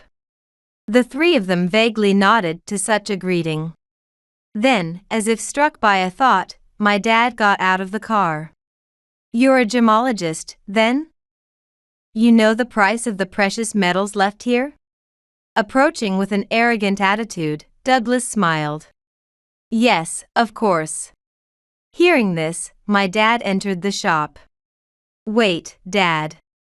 I tried to stop him, but my dad, Mom, and sister all came into the shop. Wow, it's so run down. It smells dusty. While complaining, they began to look through the few gems left in the shop. Which are the expensive ones? Let's take them. Hearing that, I glanced at the desk. The diamond Douglas had brought was still there. Yes, the gem you just showed seems to be quite valuable, especially popular among collectors. As I listened to Douglas speak, my parents approached. If I quickly hid the diamond, they might suspect something. But I didn't want these people to take what Grandpa had left for me. As I was pondering, my mom's shrill voice echoed. What about this diamond on the desk? I felt all blood drain from my face. Unable to do anything, I stood frozen. That's a fake diamond. It's not of great quality, so it won't fetch much. This one here might be worth millions, depending on the piece. Douglas quickly diverted my mom's attention to another gem. It might be worth millions. Wow, let's sell this and buy an even better bag. Hearing the price, my mom and sister began to rejoice. After staring at the diamond Grandpa left on the desk, my dad turned to me. "I'll give you this diamond. It's perfect for someone like you, isn't it? Pearls before swine, huh? Julia, stop it." As I listened to my parents' and sister's conversation in a daze, I watched Douglas. He nodded slightly towards me while explaining to my dad about a small gem in the showcase. I picked up the diamond case from the desk and hugged it gently. Afterward, my parents and sister took only the gems Douglas said were valuable and left the store. When I thanked Douglas, he just smiled and said no. "That diamond shows how much Mr. Anderson cares about you. It's worth a lot more than just money." I couldn't let them have it. I hesitated for a moment but ultimately decided to follow my grandpa's wishes and convert the gem into cash. With that money, I decided to renovate the shop and rent it out. Now, another jeweler rents it, and the shop is regaining its former liveliness. It feels like the small but beautiful shop Grandpa had is coming back, and I am happy. As for me, I decided to move to Italy using the money Grandpa left me. I've always loved Italy, and since Grandpa studied gemology there, I wanted to live there at least once. Right after I arrived in Italy, I received a call from my parents. When I answered, I heard my dad's shrill voice. "Who's that phony gemologist? He totally scammed us. What happened? That gem didn't fetch a good price at all. He said it was worth millions. So we even bought a new car." "A car, not the luxury car you bought before?" "We bought another one. And now, this is a huge loss." I could hear my sister's angry voice and someone else in the background, suggesting they were calling from the place they had the gems appraised. Sighing, I spoke up.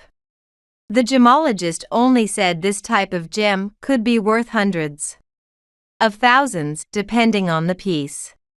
He never said that gem was worth hundreds of thousands. The real valuable item was the diamond on the desk. The one Julia called pearls before swine." "What?" As I listened to my dad's voice, my anger from the past surged. "That was something precious Grandpa gave me. You all who made fun of Grandpa and me don't really deserve it. You don't even know its real value. Pitiful, really. That's truly pearls before swine. Do you understand the meaning of the phrase?" As I ranted rapidly, my dad, surprised by my verbosity, fell silent. That gem was actually worth over $1 million. I'm in Italy now. I'm going to live here. Don't call me anymore. $1 million. It was that valuable. Wait, what? What do you mean $1 million? Hey, how are you going to handle the payments? We've run out of inheritance. Though I could hear the chaos on the other end of the phone, I hung up. I resolved never to answer their calls again and set my phone to block their numbers. Later, I heard that my parents and sister had a hard time. Having spent all the inheritance, they couldn't make payments and had to sell the new car and designer bags, returning not just to their former lifestyle but to an even poorer one. I started working at a jewelry shop in Italy. Strangely, I found myself approached by various men. I became close with a regular customer of the shop, and later, we married. Now, I'm known as Madame Porco and I'm doing really well for myself.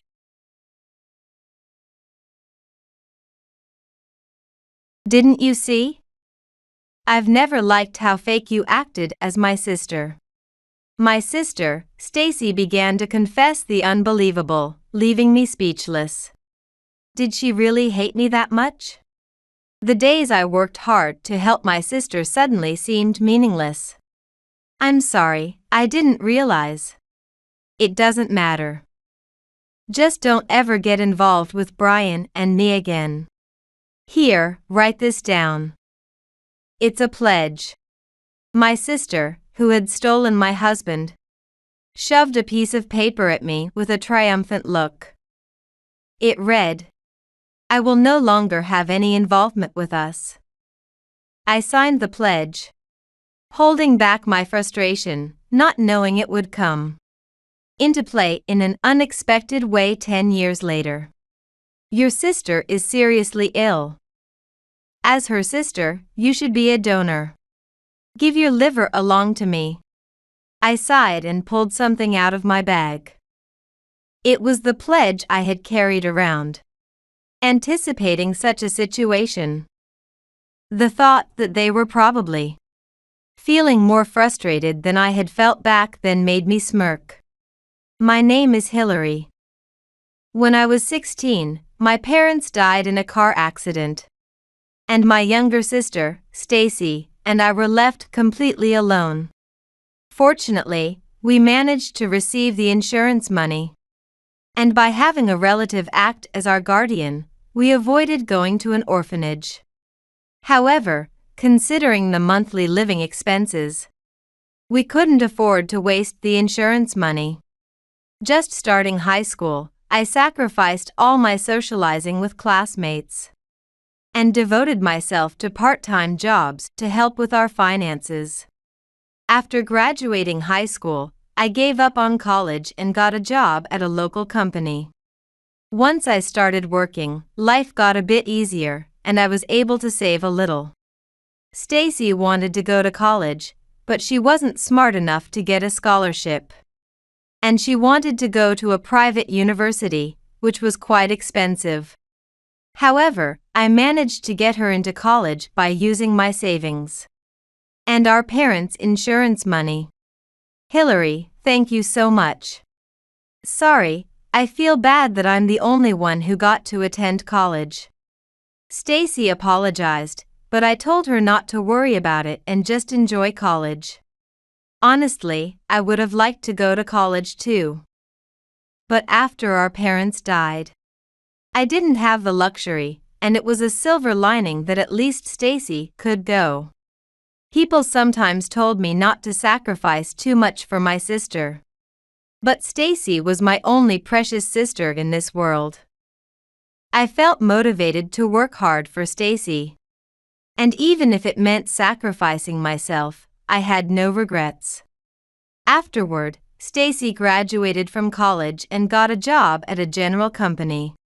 After seeing her settled, I married Brian, a salesman from a client company. We got along well after several meetings, and eventually started dating.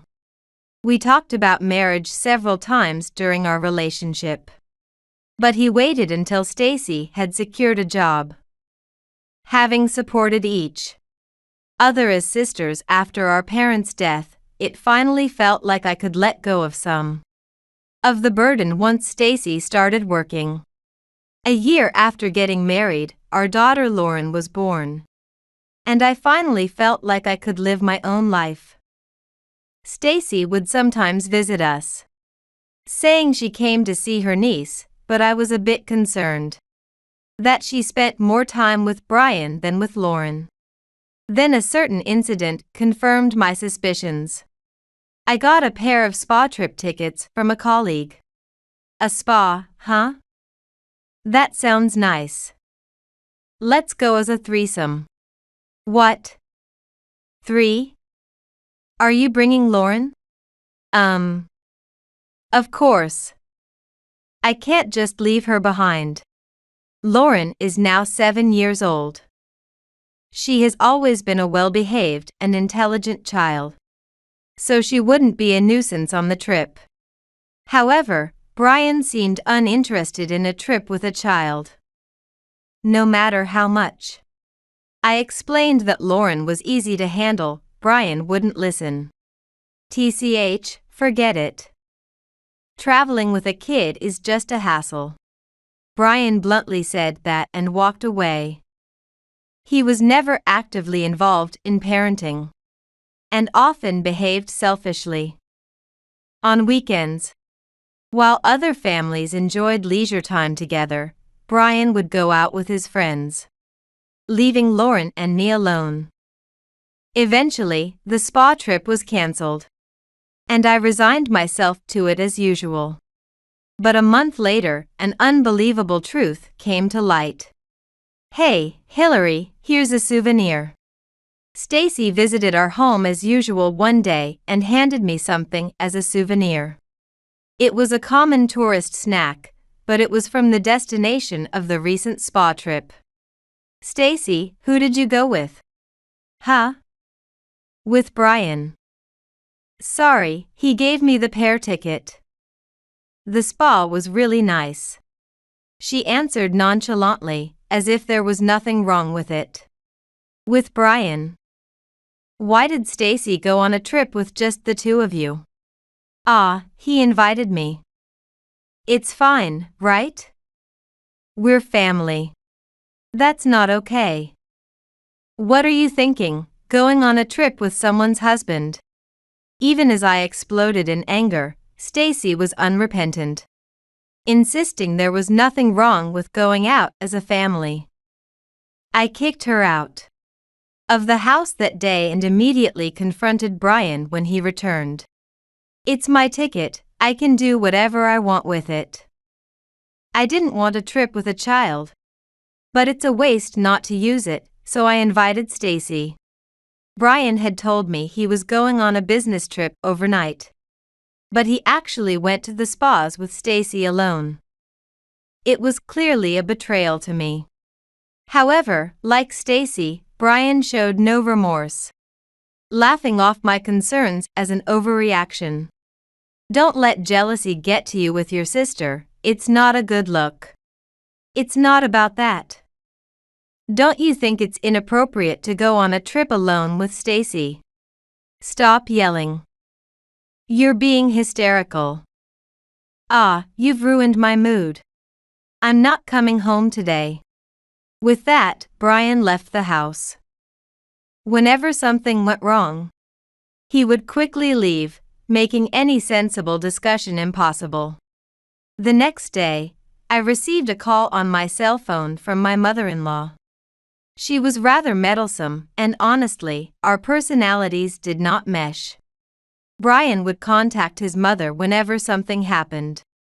I always thought it was problematic that a grown adult couldn't cut the apron strings. "Hillary, I heard from Brian that you said some pretty cheeky things. Apologize to your husband properly." As expected, Brian had talked to his mother about our argument. He probably went to her place afterward. With all due respect, Mother, both Brian and Stacy are being incredibly unreasonable. I was outraged by their actions.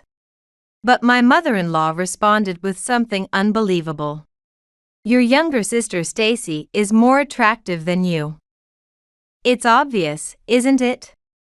My mother-in-law, who had taken over the company left by my late father-in-law, often scorned me for not having a son and only having a daughter, regularly calling me useless.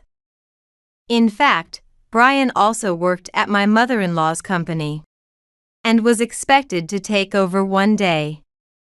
My mother-in-law criticized me for not quitting my job even after having a family and called me an impossible wife, while Brian agreed with her, saying, "It's really unreasonable, isn't it?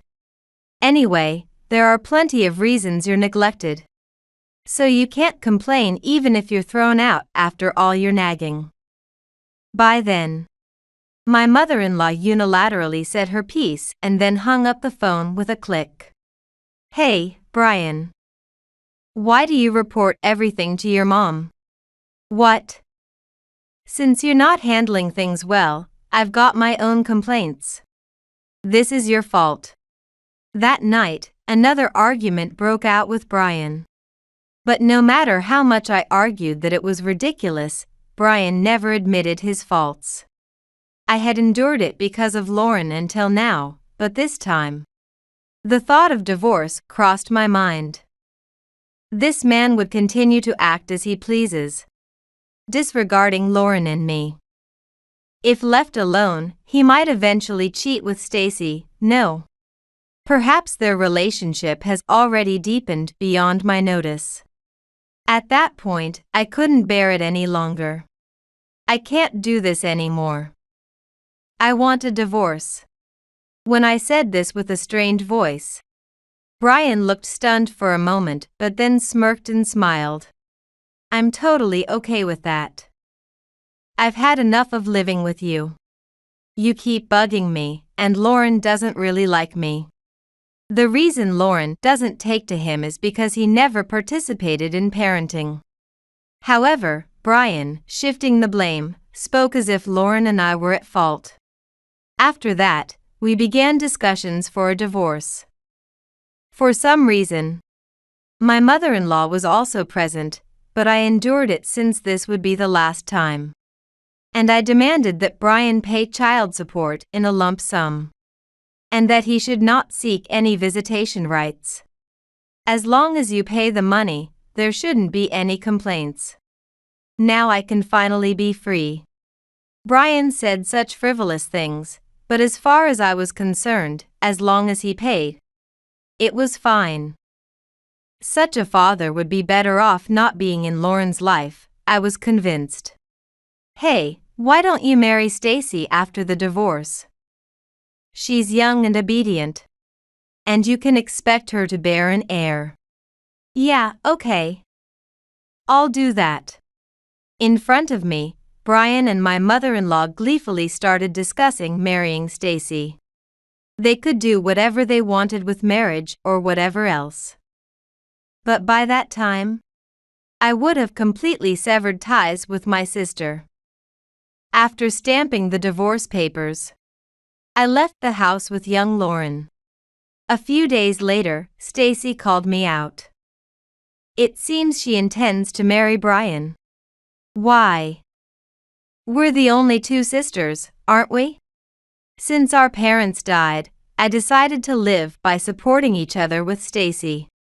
As a sister, I didn't mind working for Stacy's sake, even if it meant giving up my own education. I hate how you act so self-righteous, Hillary. It's stupid how you always play the victim. With a look of disgust, Stacy bluntly said that. Didn't you notice? I've always hated how hypocritical you seemed as a sister. That's why I was so happy when I managed to steal Brian away. Stacy began confessing unbelievable things, leaving me speechless. Did she really hate me that much? The days I worked hard to help my sister suddenly seemed meaningless. Sorry, I didn't realize. It's fine, you don't need to apologize, we won't be seeing each other anymore anyway. Just stay out of our lives. Here, write this, it's a pledge. With a triumphant look, Stacy said this to me. On the desk in front of me, there was a pledge stating, I will no longer have any involvement with us. It must have been influenced by my mother-in-law. Silently, I signed the pledge and immediately left the place. We were no longer sisters. It was sad and painful to think that. As a newly single mother, raising young Lauren was hard. Though I received child support, I couldn't touch it for living expenses. Working desperately while leaving Lauren in daycare. Lauren must have felt lonely. Fortunately, even without a father, Lauren grew up healthy and robust. 10 years have passed since then. Lauren became a 17-year-old high school student, diligently studying and participating in club activities. Lauren was always skilled, especially good at drawing, and she would post her illustrations on social media.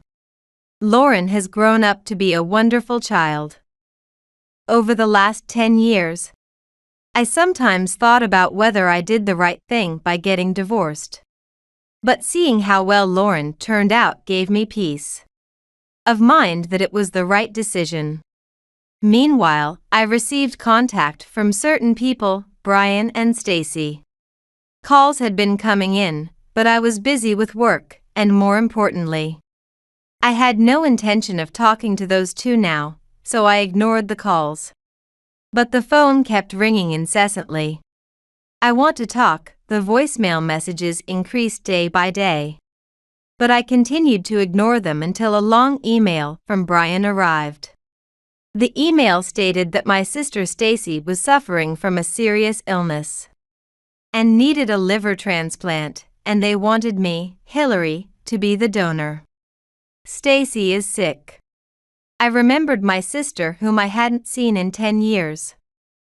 But I felt no pity. Rather anger at being contacted only when convenient. I immediately blocked Brian's contact. In these 10 years, neither Brian nor Stacy had ever reached out to me. Why should I provide an organ for such people? Ignoring the contact, a few days later, after finishing work and leaving the office, there were Brian, my mother-in-law, and Stacy lying in wait. Hillary, why are you ignoring the contact? Aren't you worried about your sister's health? Stacy berated me, her face turning red with anger. Your sister is seriously ill. As her sister, you should be a donor.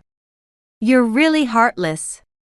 Brian and my mother-in-law also yelled loudly. Give your liver along to me. I sighed and pulled something out of my bag. It was the no further involvement pledge that Stacy had made me write 10 years ago. I had carried it around anticipating such a situation. They were momentarily lost for words after seeing the pledge. It was Stacy who had told me not to involve myself. Yet now that she was ill, they had the nerve to come and demand involvement. Then at least help with the medical expenses. According to Stacy, Brian was not working at all. Brian had quit his job to become a novelist all of a sudden. In fact, Brian had not been working since we were married, relying on my income to indulge in gambling. Whenever I criticized his spending habits, Brian would selfishly say, "Don't interfere, woman." But listening to Brian's arguments would instantly ruin our lives. Thinking this, I started giving Brian only the bare minimum of money. But then, Brian would rely on his mother, regularly receiving an allowance from her. Why don't you ask your mother-in-law to take care of the medical bills? It's not really fair to put that on me. Lauren's childcare costs were also paid in one lump sum by the mother-in-law. She's a business owner, she should have plenty of money.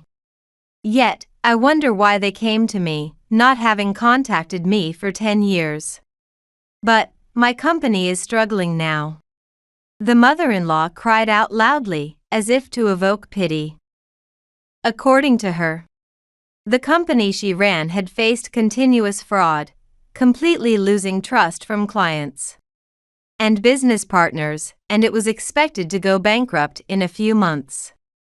Despite her efforts to revive the company, her son was of no help, and her daughter-in-law, Stacy, who had just been diagnosed with a disease, couldn't help either. The company's performance continued to decline, making a comeback nearly impossible. Meanwhile, Brian's habit of squandering money didn't end. And he had even gambled away the money for Stacy's medical treatment. I never thought he was such a man. Hillary, I'm sorry, I was wrong. Stacy apologized to me in tears. However, looking at her apology, I couldn't bring myself to forgive her. Because she is someone who would recklessly destroy a family with children. There's no way I could just forgive such a sister and offer to donate an organ. The shock of betrayal was even more significant because she was a sister I cherished. I understand your situation. But please leave, all of you. As I said this, The three of them simultaneously raised their voices in discontent. Why? Do I need to explain why? Why should I help you? Who haven't even bothered to visit Lauren in these 10 years? We had our circumstances. You are strangers to me now. We agreed on that 10 years ago. Don't be so cold-hearted. We were family once, let's help each other. Yeah, let it go, let bygones be bygones. How can they suggest we just let things go? While their situation might indeed be severe, I've been working desperately to raise Lauren for the past 10 years too. Both of her biological parents are gone, and I've had almost no one to rely on. I had to raise her well, that was my sole focus.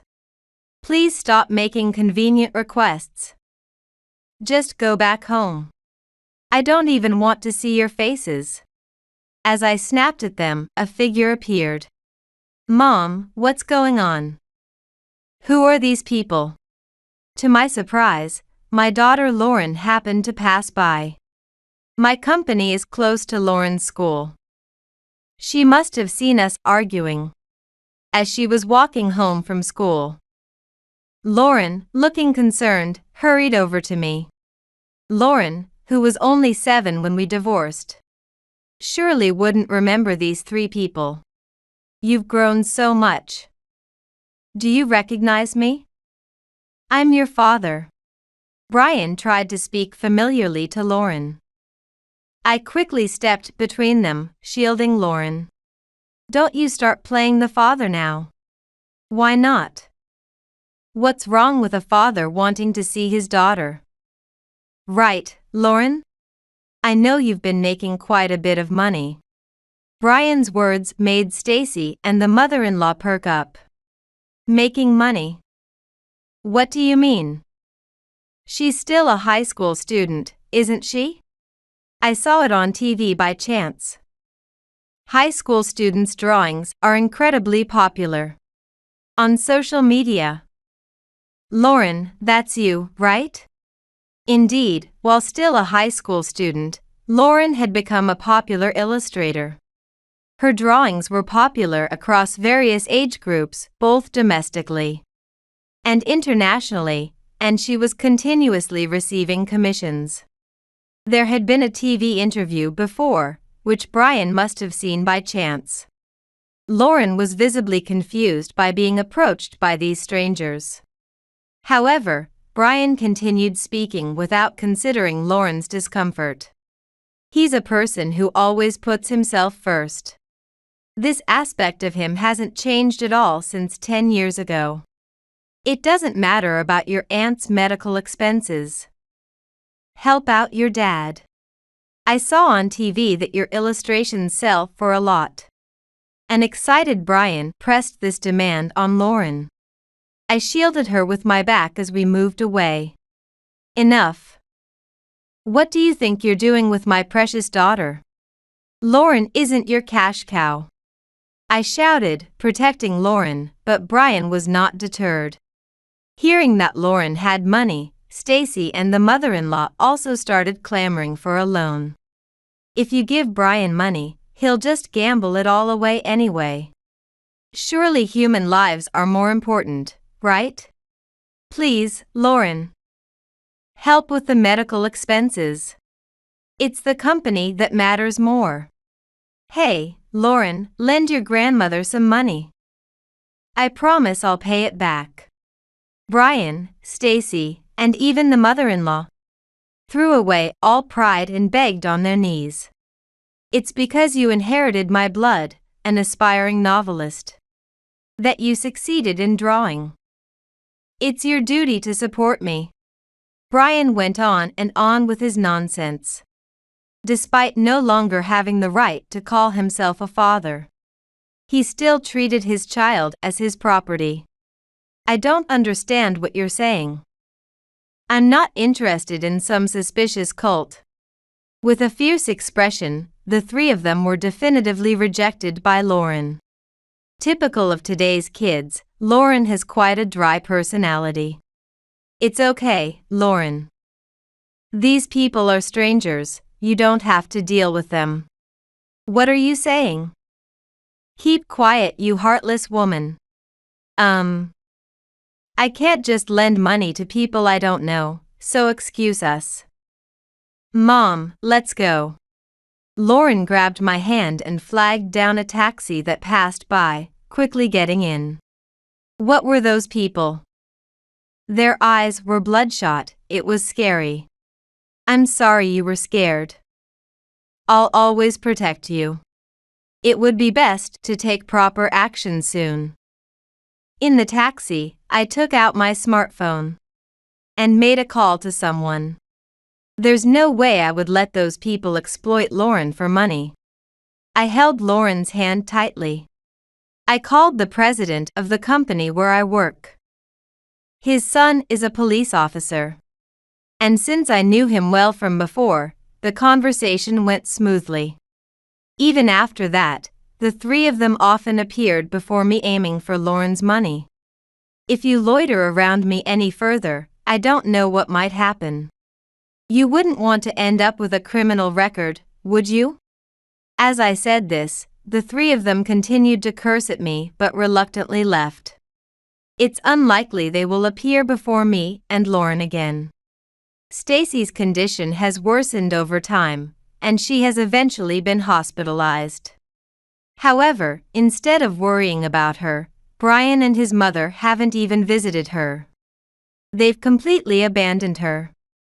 Finding a liver donor hasn't been successful. And even if one were found, the treatment would likely be very expensive. If Stacy had not betrayed me and we had remained close sisters, I would have been more than willing to give her my organ, but now it's too late for that. Only God knows what's going to happen to Stacy moving forward. Several months later, the mother-in-law's company went bankrupt, leaving behind a substantial amount of debt. There were many unpaid wages, and under the pressure of collections from employees, the mother-in-law sold all her properties and ended up penniless. Even in such dire circumstances, Brian made no attempt to work, and the mother-in-law, finally fed up with such a son, seemingly disowned him. She moved into a small apartment and began living modestly while working as a cleaner. And the most hopeless person was indeed Brian. Riding on the popularity of Lauren, he attempted to publish a tell-all book about our family. If the book gets published, it'll be the end of Lauren's popularity. If you apologize to me and pay up, I might consider stopping the publication. Brian shamelessly tried to blackmail Lauren and me with this despicable demand. However, we were not about to give in to such a base request. Instead, Lauren turned Brian's misdeeds into an illustrated essay and shared it on social media. Far from criticizing her, the public sympathized with Lauren. Thanks to the essay, her reputation even improved, enhancing her visibility as an illustrator. After a while, when I thought Brian had given up, he somehow found out where Lauren and I lived and started showing up at our apartment building to beg for money. Even threatening to call the police didn't stop his persistent visits. Come on, Hillary. Let me in. I want to talk. However, the security in the apartment building where Lauren and I lived was tight. Even if they came to visit, they couldn't get past the lobby, always being turned away by the doormen or security personnel. It was embarrassing how pathetic they were. But no matter how many times they visited, I had no intention of seeing Brian. After a while, it looked like Brian had stopped trying to see me. But then he tried a different approach. One day, I found a letter from him in my mailbox. The letter was filled with apologies for the past and talked about wanting to support Lauren and me, but it was clear he was just looking to mooch off Lauren's money. The letter was riddled with self-centered, Dependent thoughts that utterly disgusted me. Even if we reconciled, there was no way Brian would lead a responsible life. He was an adult and had had plenty of chances to reform. This man would likely never change. He would always depend on others and lead a lazy life. Convinced of this, I tore Brian's letter into pieces and threw it in the nearest trash can. Eventually, I called the police, and Brian, who had been persistently visiting, was taken away for causing a nuisance. He was probably severely reprimanded by the police. After that, Brian stopped visiting us. Years later, Lauren graduated from university and is thriving as an illustrator. In her personal life, things seem to be going well too. She started dating a gentle and kind man introduced by a friend, moved out of the apartment she shared with me, and now lives with her boyfriend. It seems Lauren's boyfriend is the exact opposite of Brian. Perhaps a lesson learned from her father's example. They are diligent and serious young men, and Lauren is planning to get married soon. It looks like you found a good person. When I said this, Lauren blushed shyly. After a while, the newly married couple regularly visited my home to check on me. I always entertained them with dishes resting comfortably on my arm.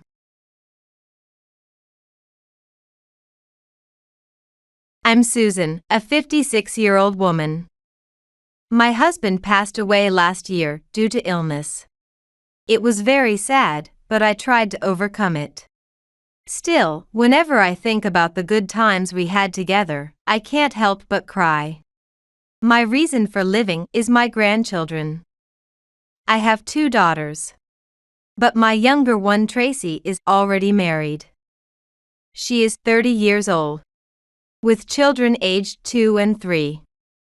They are at such a cute age, and I smile every time they come over. I think Tracy has become a good mother. It must be hard to raise children so close in age. But she never complains or shows weakness, which worries me a little. On the other hand, my older one, Katie, is still not married. She works as a company employee and does not live at home. She has been living alone since college and is in the next state. She rarely comes home and always seems to be busy. Actually, Katie and I are not blood related. She is my husband's stepdaughter. My husband had lost his previous wife in an accident. And then, he met me. I can still vividly remember when I met Katie. She was like a little doll, really adorable. She was a bit shy, but gradually she got used to me. However, after that, Katie seemed to change completely. I thought she was regressing because of the baby, my younger sister Tracy. But that wasn't the case. She often caused problems in kindergarten and started being mean to other children in the park. Each time, I had to apologize to the teachers and parents. She started causing more problems in elementary school. So I can't count how many times I went to school. In middle school, she hung out with delinquents in front of stores. Still, she didn't become a delinquent and went on to further her studies. Maybe she was serious in that aspect. Surprisingly, her grades were good. So she went to a decent high school and managed to go to university. Now she works as a company employee. She used to cause problems all the time, but I guess she finally became decent. But it's a bit lonely that she doesn't come home. Maybe she thinks it doesn't matter because I'm not her real mother. Now that her father is gone, she might feel there's no benefit in getting along with her stepmother. Suddenly, Katie came home. "Mom, I'm getting married." "Oh, you're getting married too? That's great. And who is the person you're marrying?" A guy introduced to me by a colleague at work. He's really handsome and tall." "Well, I'd like to meet him. Is he also a company employee?" No, he's a part-timer. What? He says he wants to become an actor in the future. He's training for that now. I'll support him until then. I was a bit worried. Of course, I want my daughter to marry someone with a stable job. I wouldn't say a part-timer is bad, but as a parent, I hope for the best. Well, if the two of them can have fun and get along well, that's fine. But when I think about financial matters, I can't help but worry. What are they going to do when they have children? While I was concerned, Katie said this. Don't worry. I'll manage somehow. If we both work hard, it'll work out. Is that so? Well then, see ya. Saying that, Katie left. She's not a child, and there's nothing I can do about my worries. Maybe he'll look for a stable job if it comes to it. Or maybe he'll become a successful actor. I thought I should stop being too interfering. Several months passed and I received a call from Tracy. Hey, did you get an invitation to my sister's wedding? Not yet. I haven't received it either. But a classmate of hers said she got it. Could it be a mistake? Do people not send invitations to relatives? Some people might do that, but I wonder what happened. I'll ask her. Katie's classmates have already received invitations. But neither my younger sister Tracy nor I, her mother, have received them. I wondered why. Maybe she's planning to handle it through a line for relatives. So, I called her. Hello, you're having a wedding, right? I haven't received an invitation. When and where is it? Where will you live after that? Why would I tell you? I didn't plan to invite you anyway. What?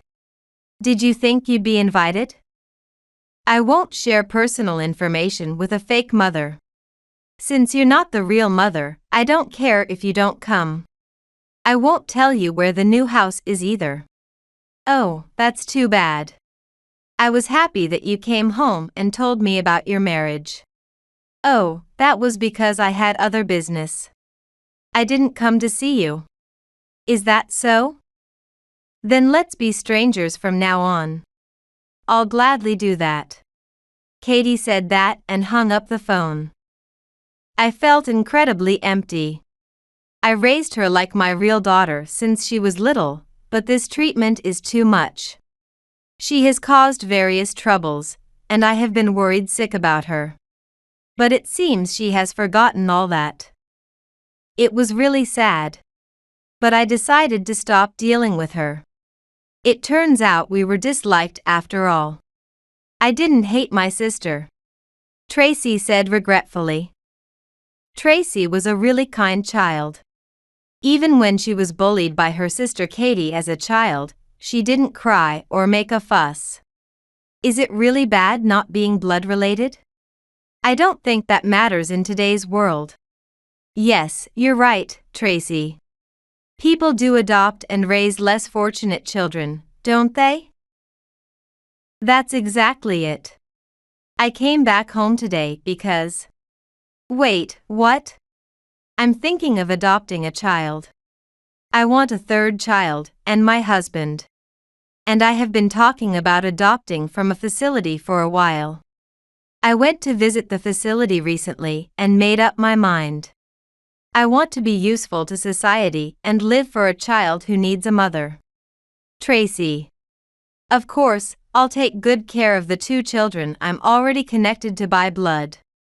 But I'll make absolutely sure that the third, whom I'll adopt through a special adoption arrangement, will be happy. Tracy was saying this with sparkling eyes. She has always loved children. And was so fond of them that she used to work as a nursery teacher. Now, she's not working due to her parenting duties and might remain a housewife. She seems to be set on adopting a third child, and I thought I'd show my support. Some parents might not agree, but I believe it's a great thing to do. Mom supports you and your husband's decision. So, do your best. Yes. I'll give you all of my inheritance, Tracy. What? Use it for the children. Don't worry, I have a survivor's pension. So, I transferred all my assets to Tracy. As a lifetime gift. I handed over the money I had saved during my single years. I also sold my jewelry for money. In my youth, I was a career woman. I had saved up money and bought luxury rings and necklaces. But I no longer need to show them off to anyone. So I thought of converting them into money and giving it to Tracy. This way, I've given Tracy hundreds of thousands of dollars. It's a considerable amount of money, but I didn't mind. If it's for my adorable grandchildren, I felt this was just fine. One day, Katie came to the house.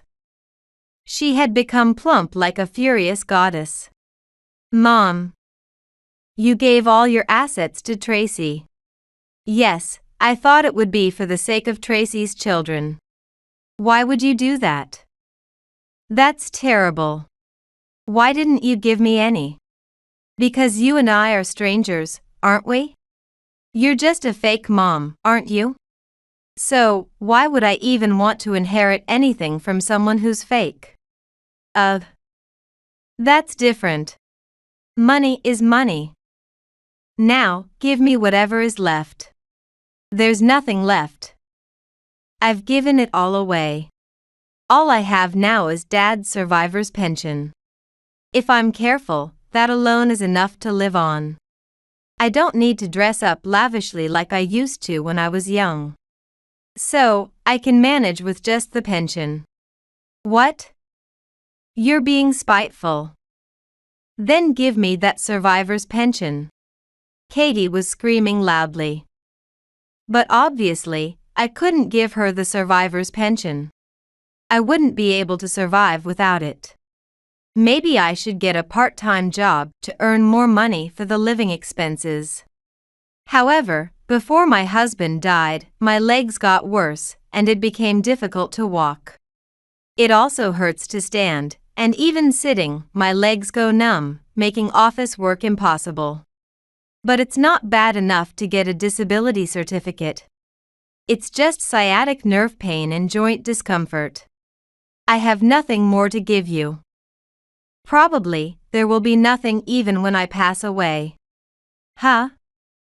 If there's even a little bit left in the bank account from the survivor's pension, I'll take that as an inheritance.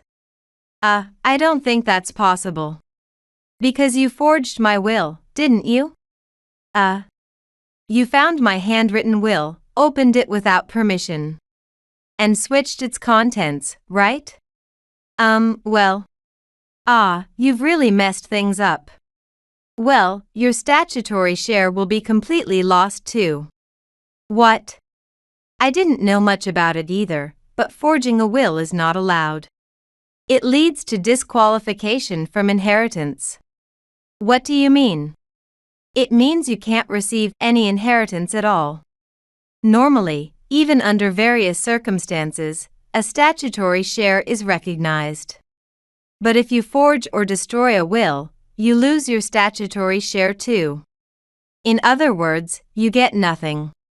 What?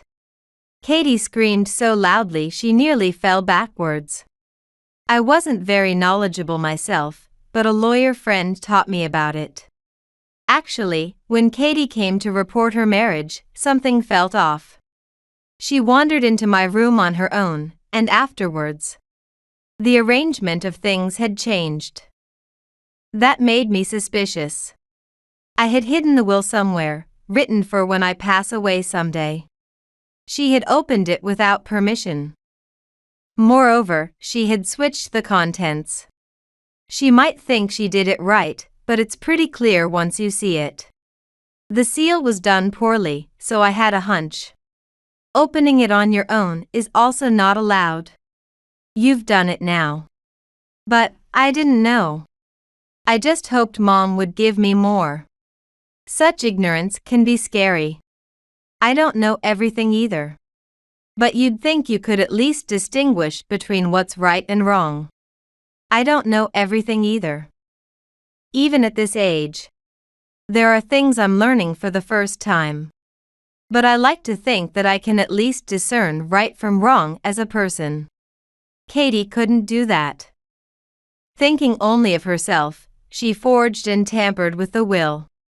It's absurd to think she could do such a thing under normal circumstances. I wondered where I went wrong in raising her. I loved and raised Katie just as much as I did my own daughter, Tracy. And yet, Katie caused me endless trouble. I tried my best to really connect with her, to become a real family. But it seems my efforts were in vain. To Katie, I must have been a stranger from the start. The thought makes me feel pathetic and frustrated, an indescribable feeling. But I realized I could no longer love Katie. She called me a fake mom, didn't invite me to her wedding, and then forged the will. I was so appalled that I lost all affection for her. Well, that's why you need to go to prison, you know. What? Because you forged a personal document. Well, I have to report this. Wait a minute. Please don't do that. I immediately reported her to the police. Tracy also came to help. She kept watch to make sure Katie didn't escape. With my bad legs, I wouldn't be able to chase after her if she ran. Tracy, being tall and quick on her feet, could easily catch up even if carrying a child. She has always been athletic, with the strength of a boy. Stop it. Stop. Look, Katie, the police are here. Let's have them take you away. No. I hate the police. This will make my husband divorce me. That's not my problem, Katie. You did something wrong. Where will we meet next? In court? Or maybe in prison during a visit? Wah! Katie was crying loudly, but she was taken away by the police. Just before being put in the police car, she looked like a dog being pulled on a leash.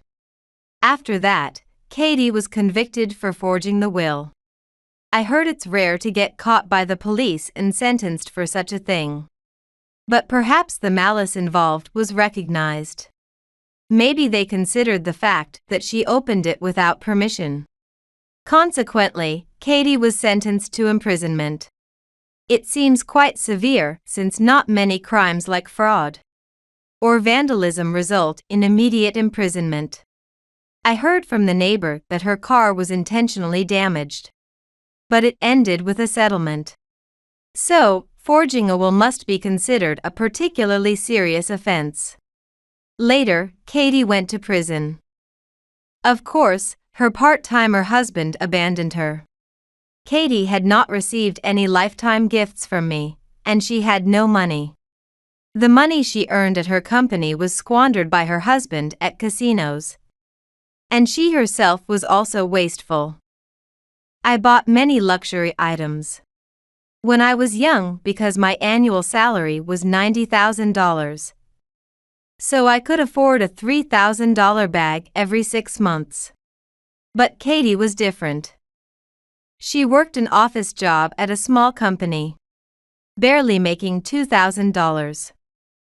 So, between her husband's gambling expenses, her hobbies, and living costs, she had no savings. Since then, Katie has been released. She's divorced, broke, and jobless. So she came asking to stay with me. But I firmly refused. Hey, Mom, help me. Let me live with you. No, you're neither my daughter nor anything to me anymore. Please leave. But, Mom, you've started a new job recently, right?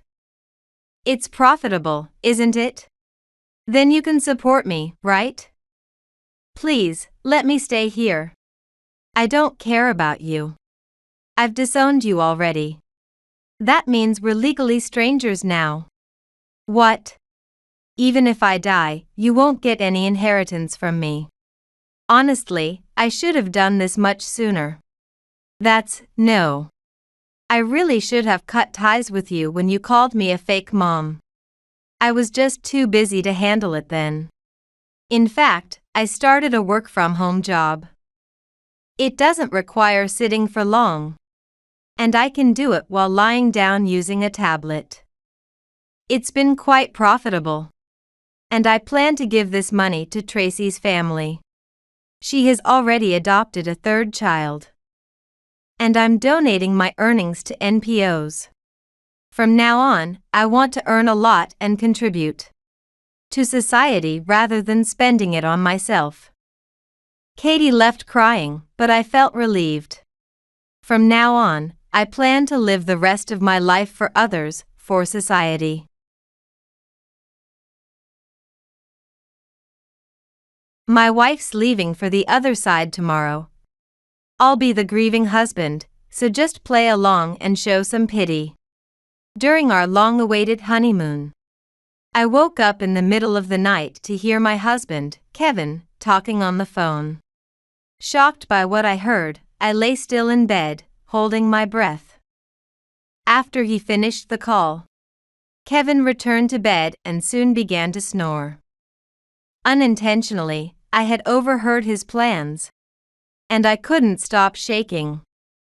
I couldn't sleep at all, and morning came all too soon. My name is Claire Piper, a 29-year-old housewife. My husband, Kevin, for years my senior, was originally my senior at work. We hit it off because of our shared hobby of mountain climbing, and started dating soon after. After 5 years of dating, we married 3 months ago. I quit my job as he wished for me to stay home, but I had no complaints, and was enjoying our marriage. However, that happiness didn't last long. A new temp named Mandy just joined us, and she's really good at her job. Really? That's nice.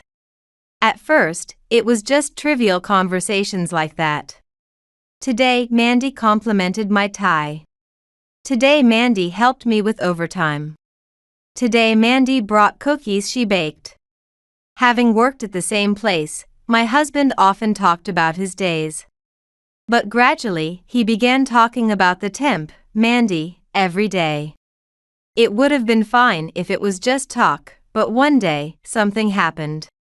Hello, Kevin passed out drunk. He had told me he would be late because he was drinking with colleagues. As I worried about his late return, he came home supported by Mandy. Kevin was nearly unconscious, and Mandy looked at him with an infatuated expression. I felt irritated but kept my composure and took him from her. Sorry my husband caused you trouble. Oh, it's not a problem. I'm forever in debt to Mr. Piper. And when he's had a few drinks, he's just so sweet and clingy. Mandy's smug smile disgusted me. I sent her home quickly, woke Kevin up, and confronted him. Hey, you seemed pretty close with that Mandy girl, huh? What's this all of a sudden? It's not like that. But you're just jealous because Mandy's young. It's disgraceful. Ignoring my words, Kevin sighed and went to take a bath, which infuriated me. Our relationship became awkward after that. Kevin stopped mentioning Mandy, but I started to doubt their relationship. I hated feeling this way, especially since we were going on our honeymoon soon, so I decided to ask him bluntly about Mandy. As I started to speak, Kevin looked surprised, then started laughing. Are you still worried about that? You've been cold since then. That's not true. Let's make up. We're going on our honeymoon soon, after all. Kevin smiled and opened his arms wide, and I jumped into his embrace. Little did I know, a much bigger incident awaited us. Wow, what a beautiful view. Calm down, you're too excited. Since the day we made up, we didn't argue and safely went on our honeymoon. As it was my first trip abroad, I was overly excited just by the view from the hotel window. "What are we doing today? Look at this." "What?" I made a travel itinerary. Surprised, I took it and laughed when I saw a detailed plan for the week. "You're more excited than I am." "Shut up, I wanted to make the best memories." I felt a surge of love for my bashful husband. "Let's make this the best trip." "Wait, are we climbing a mountain tomorrow?" "Yeah, you wanted to, right?" Indeed, mountain climbing was our shared hobby. "I'm happy. I'm looking forward to it." I was so happy that Kevin remembered my casual remarks. It was surely going to be the best trip. However, my wife's leaving for the other side tomorrow, on the first day of the trip. As I fell asleep exhausted from enjoying our minutely planned schedule, a terrifying conversation reached my ears. I thought, what, the other side? I thought it was a misunderstanding, but then Kevin started talking about a horrifying plan. And I was stunned. It must be a nightmare, I thought, clutching my arms inside the blanket until it hurt slightly. I thought, it's not a dream. Realizing this was reality, my body started trembling. I hugged myself, hoping Kevin wouldn't notice I was awake. Luckily, he seemed too engrossed in his cheerful conversation with the other person. "I'll meet up with Mandy after I take care of Claire. Can't wait to see her." I even made a travel itinerary for Mandy. I thought, Mandy. He was cheating on me. Kevin was betraying me, piling up lies, and even planning to make me disappear. Unwanted truths came to light, and tears streamed down my face. Don't worry. If suddenly separated from Claire, I'll just say I've been looking for her, so we can tour together. The excitement in Kevin's voice at the prospect of meeting Mandy made me feel nauseous. The conversation went on for about an hour before he finally fell asleep. I couldn't sleep, overwhelmed by despair, and morning came. "Good morning. Today's the day we've been looking forward to for our mountain climbing." Kevin, not catching on to my pale face, greeted me with a big smile. "Sorry. I'm feeling unwell and don't think I can go today." "What? That's a problem." "Why is that a problem?" "Well, you were looking forward to it too, right?" "I want to climb too." As Kevin tried to persuade me, I bitterly thought in my mind that he was upset because his plan couldn't be carried out. "How about we postpone the climbing to tomorrow? And you go sightseeing alone today?" "Really, is that okay?" "Yes." As I smiled, Kevin happily prepared to leave and departed early in the morning. I too left the hotel discreetly soon after and followed him. After a restless night, I came up with the idea to let Kevin go off on his own and see if he'd try to cheat on me. "Mandy. Kevin. I've missed you." As expected, Kevin met up with Mandy. I knew he would, having heard how much he wanted to see her on the phone last night. With the video camera I brought to record our happy trip, I filmed them hugging and kissing without a care for who might see them. To my surprise, they didn't even go sightseeing but went straight into a hotel. Well, they're quite active since the morning. I recorded them entering the hotel, feeling disgusted but also having collected enough evidence of his affair. I returned to my hotel, packed my things, and took not only Kevin's passport, but also the family register certificates I brought just in case. Without the family register, he wouldn't be able to reissue his passport immediately. Thinking he should experience maximum inconvenience, I headed to the airport alone. About 7 hours later, I safely returned to the US. having boarded the plane in the morning. I was relieved to return on the same day. When I turned on my phone, which I had kept off for a while, it was bombarded with frantic calls from Kevin, who must have realized I was missing. I skimmed through his numerous emails and another call came in. Hello? Finally, you pick up. Where the hell are you? I'm back in the US. What? Sorry, I felt bad and returned earlier. You just left on your own. Sorry about that. Kevin, you enjoy the rest of the trip. With that, I forcefully ended the call and blocked his number. Kevin's anger was likely because his plan to dispose of me was thwarted. Although his plan failed, he would probably enjoy the rest of the trip with Mandy. Fuming, I pushed my tired body and went somewhere. A month later, I received a call from my in-laws that Kevin was returning home. And I rushed to their house. As soon as I arrived, a worn-out Kevin came home. Seeing my face, he confronted me furiously. Hey! Your actions have put me through hell. Did I do something? My passport was missing. Kevin ranted about realizing on the last day that his passport was missing, and tried to reissue it but couldn't without the family register certificate, which he tried to reach me for but couldn't. Therefore, he had to ask his parents to mail the certificate, but by then, 3 weeks had passed, so instead of a new passport, he got a travel document to return home.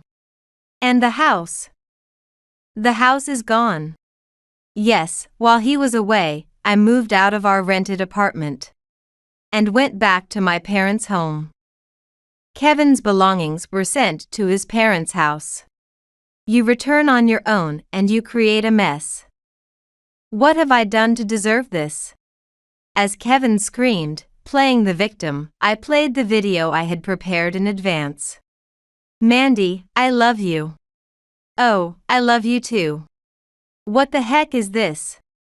It was the footage of him cheating that I recorded while following him. Right after returning, I visited my in-laws. I told them everything that happened during our honeymoon and asked for their help to punish Kevin. Initially shocked, they became angrier than I and promised to support whatever I needed after seeing the footage. You still say you did nothing after seeing this? That was just us having fun on the trip. I wasn't cheating on you. Why was Mandy there in the first place? That was just a coincidence. His desperate excuses made me sigh heavily. All right, shall we ask Mandy then? Huh? Mandy? Shouldn't she be arriving soon? Right after that, as if timed, the doorbell at the in-laws' house rang. And Kevin twitched.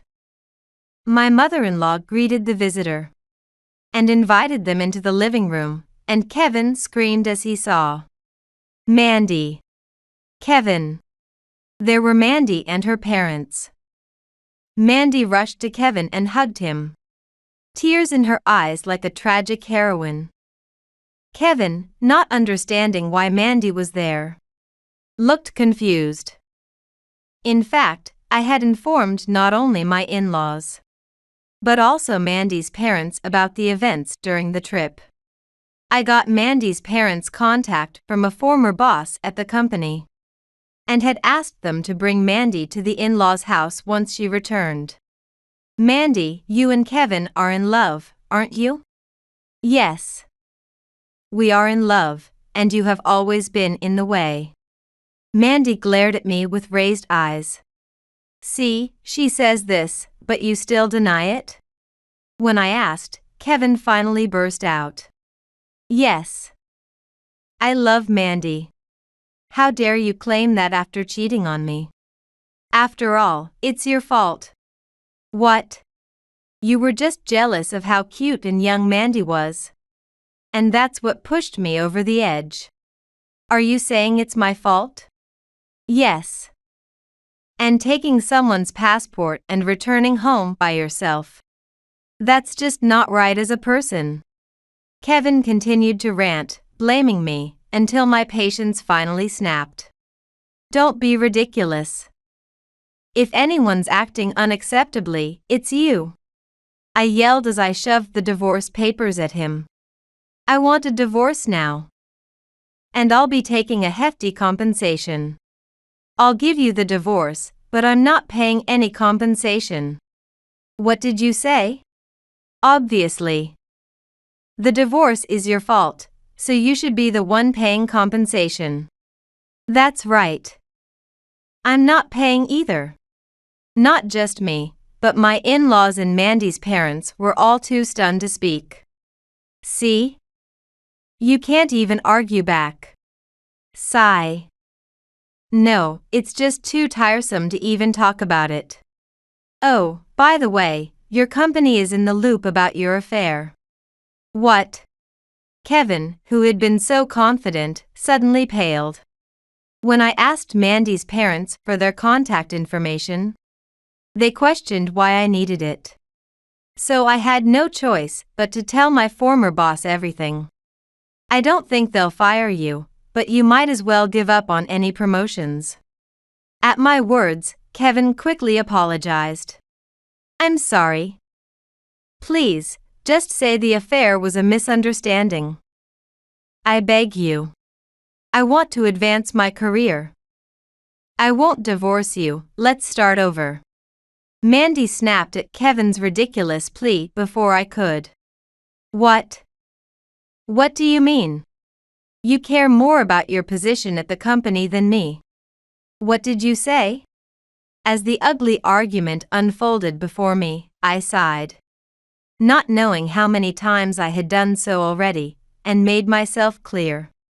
We're getting a divorce, and I'm not explaining anything to the company. What? Could you sign the divorce papers quickly? If you refuse, I'll call the police right now. Police? You didn't think I knew? I heard you talking about pushing me off a mountain to send me to the afterlife.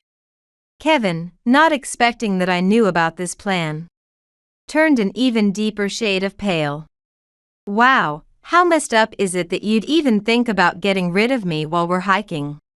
Isn't that like plotting a crime or something? I mean, couldn't you end up in jail for 2 years for that? It's not true. Mandy was the one who said you were in the way and wanted to get rid of you. What, you're blaming me now? You're the one who said it'd be better if she wasn't around. Enough already. Unable to listen to them anymore, I raised my voice. So? What's it going to be? Divorce? Or shall we go to the police? I'm sorry. I'll get a divorce. I'll pay the compensation. I'm sorry too, just not the police. Both of them were groveling on the floor apologizing. And both sets of parents also apologized. I chose the wrong mountain to climb. Mandy was like a shady and risky valley my husband might end up regretting for the long run. I glanced their way and then left my in-laws' house. Afterward, I submitted the divorce papers and became officially divorced. I demanded $35,000 from my ex-husband and $15,000 from Mandy. My ex-husband paid in full using all his savings, and Mandy agreed to pay in installments. From what I heard from my in-laws, the divorce became known at the company, and he was sent to a branch office in the countryside. There had been rumors about his relationship with Mandy, and the gossip that his wife had found out and divorced him spread throughout the company, leading to his reassignment. He now spends his days in a quiet rural town, not being given any work, sitting at a desk all day. It might sound easy, but having nothing to do can be the most painful thing in the world. Mandy, who was his affair partner, didn't get her contract renewed and left the company. Her parents are furious, and she now lives under their watchful eye, without any freedom. As for me, I'm job hunting. It's been tough, but I occasionally go mountain climbing. My favorite hobby, to clear my mind and keep pushing forward. Next time, I'll make sure to pick the right mountain to climb.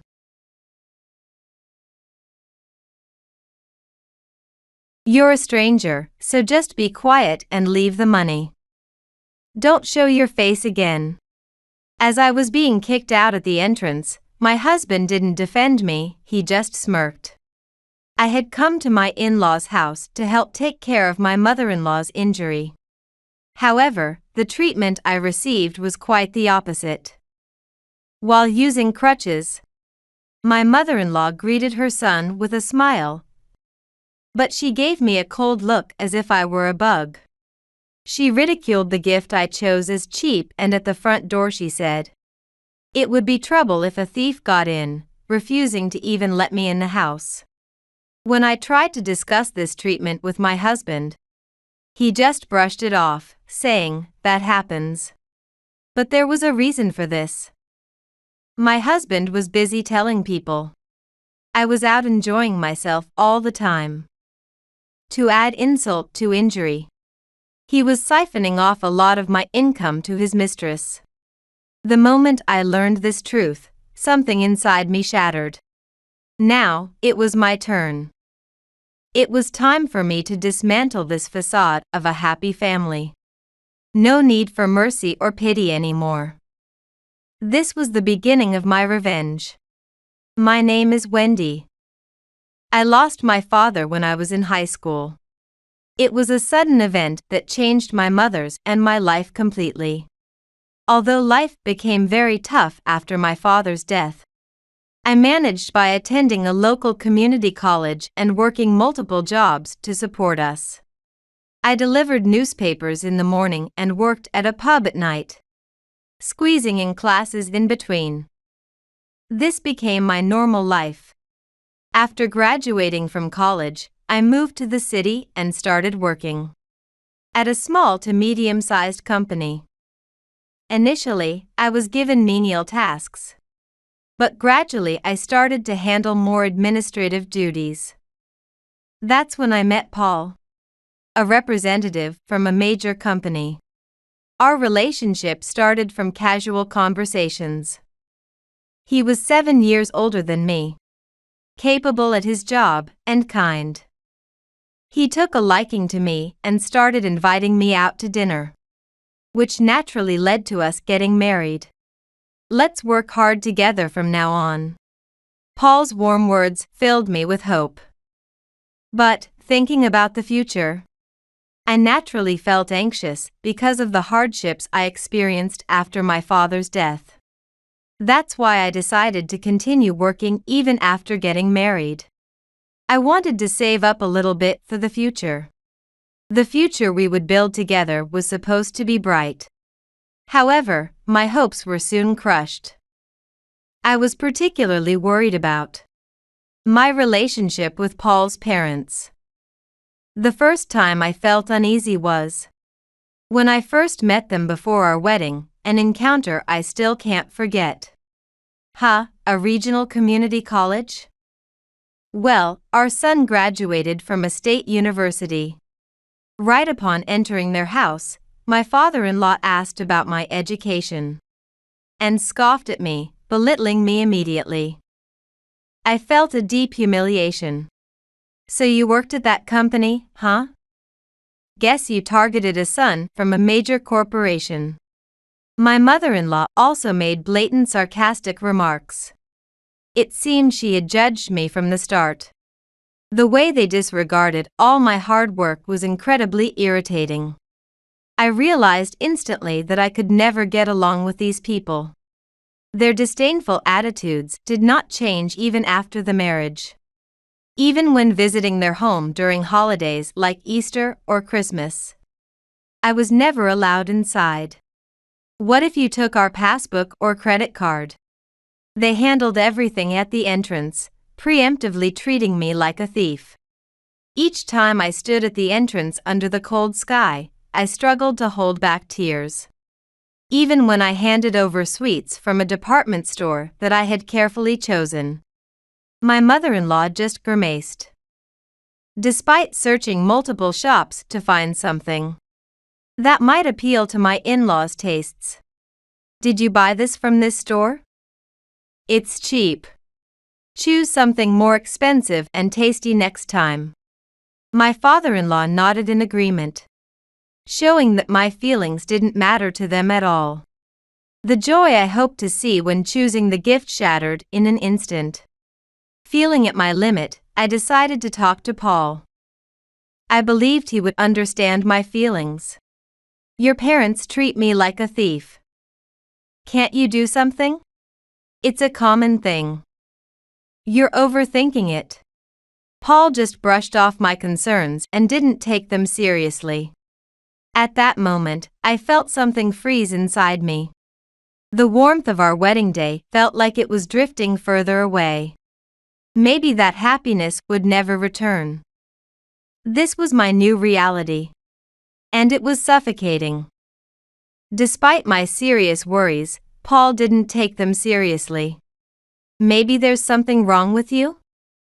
If you're suspected, you must have done something to deserve it. Instead of supporting me, he defended his parents.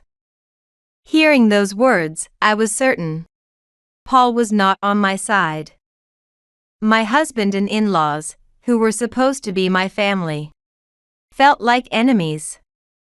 The happy life I had longed for had disappeared far away, leaving only a sense of loneliness. Day by day, my heart felt more consumed by this sensation. The trials waiting for me were even more cruel. After getting married, I managed our finances.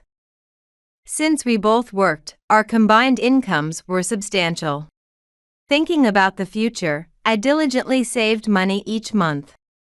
But about 3 years into the marriage, things started to change. Could you increase my allowance starting next month? I had been giving Paul an allowance to ensure he wasn't short during outings or shopping. Initially, it was $500 a month, but it eventually increased to $1,000. And he began asking for more. I knew Paul worked hard, so I wasn't opposed to increasing the allowance itself, but something felt off, so I asked him, "I'm already giving you enough, but is there something you want?" He was really happy with the clothes I bought for Mom and Dad last time. "So I want to give them more gifts." "That's nice, but isn't it a bit too much?" While it wasn't strange for Paul to give gifts to his parents, I couldn't shake off a feeling of discomfort, so I probed further. "If I give things to them, maybe they'll start treating you a little better, right?" Indeed, my relationship with Paul's parents was terrible. If it could improve even slightly. With that thought, I agreed not to delve deeper. But deep down, something bothered me. Could so much money really be going towards gifts for his parents? This question nagged at me. It was towards the end of winter, when I received news that my mother-in-law had gone on a skiing trip with her friends. I was honestly surprised, especially since she was the one who always accused me of gallivanting around. But the very next day, everything changed. Mom fell and got hurt. She can't move now. I had a terrible feeling when I got the sudden call, and it turned out to be accurate. A few days after hearing about the injury, my father-in-law called. "Wendy, can you help take care of Mom?" According to him, my mother-in-law hadn't broken any bones, but had hurt her leg badly enough to need crutches. It seemed difficult for her to perform daily tasks around the house on crutches, and she needed help. However, my father-in-law couldn't manage alone, and wanted my help.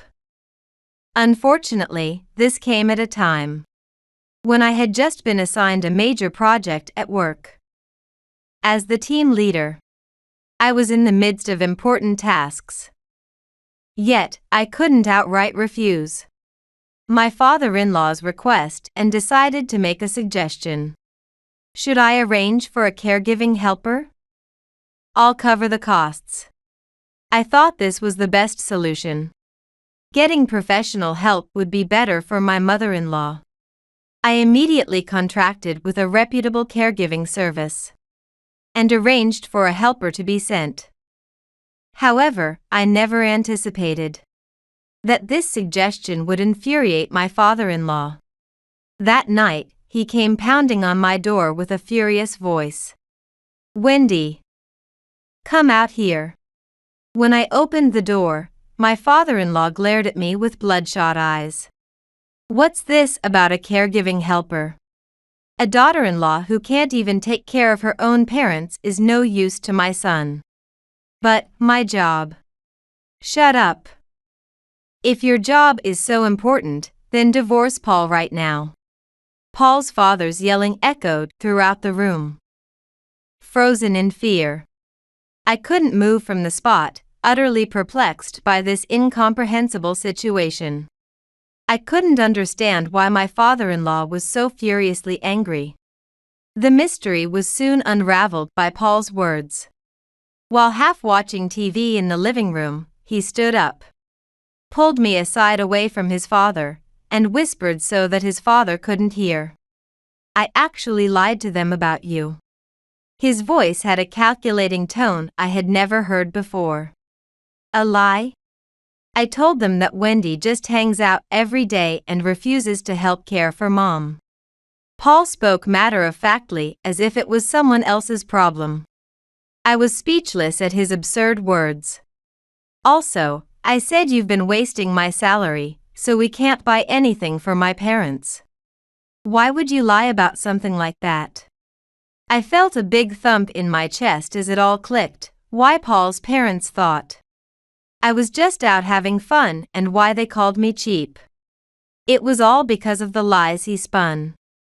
Paul apologized in a low voice, his expression feigning regret, but his eyes weren't smiling.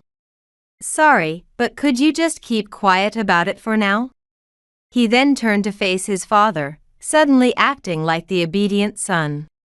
"Dad, Wendy is reflecting on her actions. Please forgive her this time." Was this man capable of trampling over me to this extent? I chose not to say anything, but dark emotions swirled inside me. My father-in-law glanced at me briefly, then left with a dismissive remark. "You were saved by your kind husband." His words shattered my heart into pieces.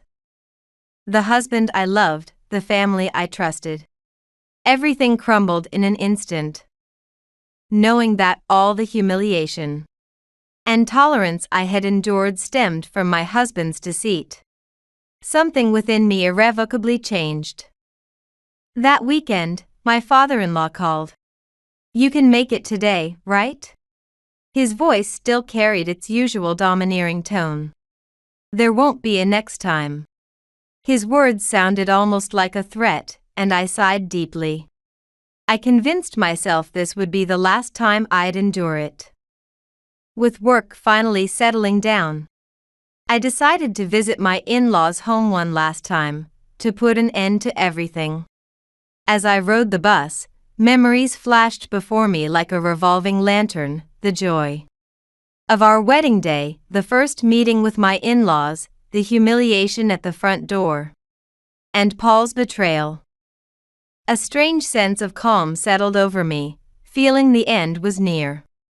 I rang the doorbell, and I heard the sound of crutches approaching from inside. "Oh, Paul.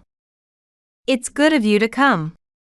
My mother-in-law greeted her son with a cheerful smile. A kindness I had never seen before. It was as if she was a different person, filled with loving kindness. Her smile towards her son made the past coldness seem like a lie.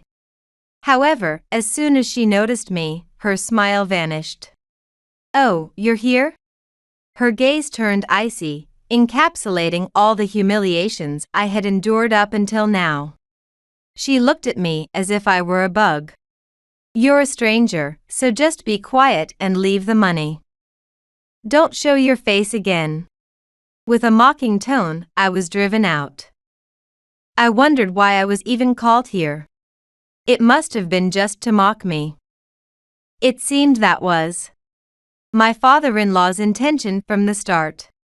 I could sense the malicious joy in his mother's voice. My father-in-law, too, was grinning as he watched me. There was no attempt from my husband to stop his wife's verbal abuse. You got what you deserved. There was no dignity or responsibility in his father-in-law's behavior. And Paul, who was supposed to be my husband, did nothing but join his parents in smirking. There wasn't a trace of affection for me in his eyes. This was the true face of the family I thought was mine. Everything became clear in that moment. Goodbye, I said quietly but clearly. At that moment, my heart felt unexpectedly light. All the hatred, anger, and sadness seemed to clear away. I no longer had anything to fear. This was the last humiliation. If I endured this, I would be free.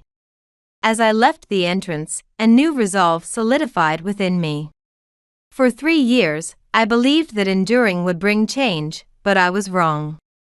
The illusion that forgiving would improve our relationship was something I decided to abandon here. Now it was my turn to dismantle the false happiness that family had built. I would make them pay in ways they couldn't even imagine. There was no hesitation in me anymore. In fact, I had never felt more clear-headed. Life was just beginning.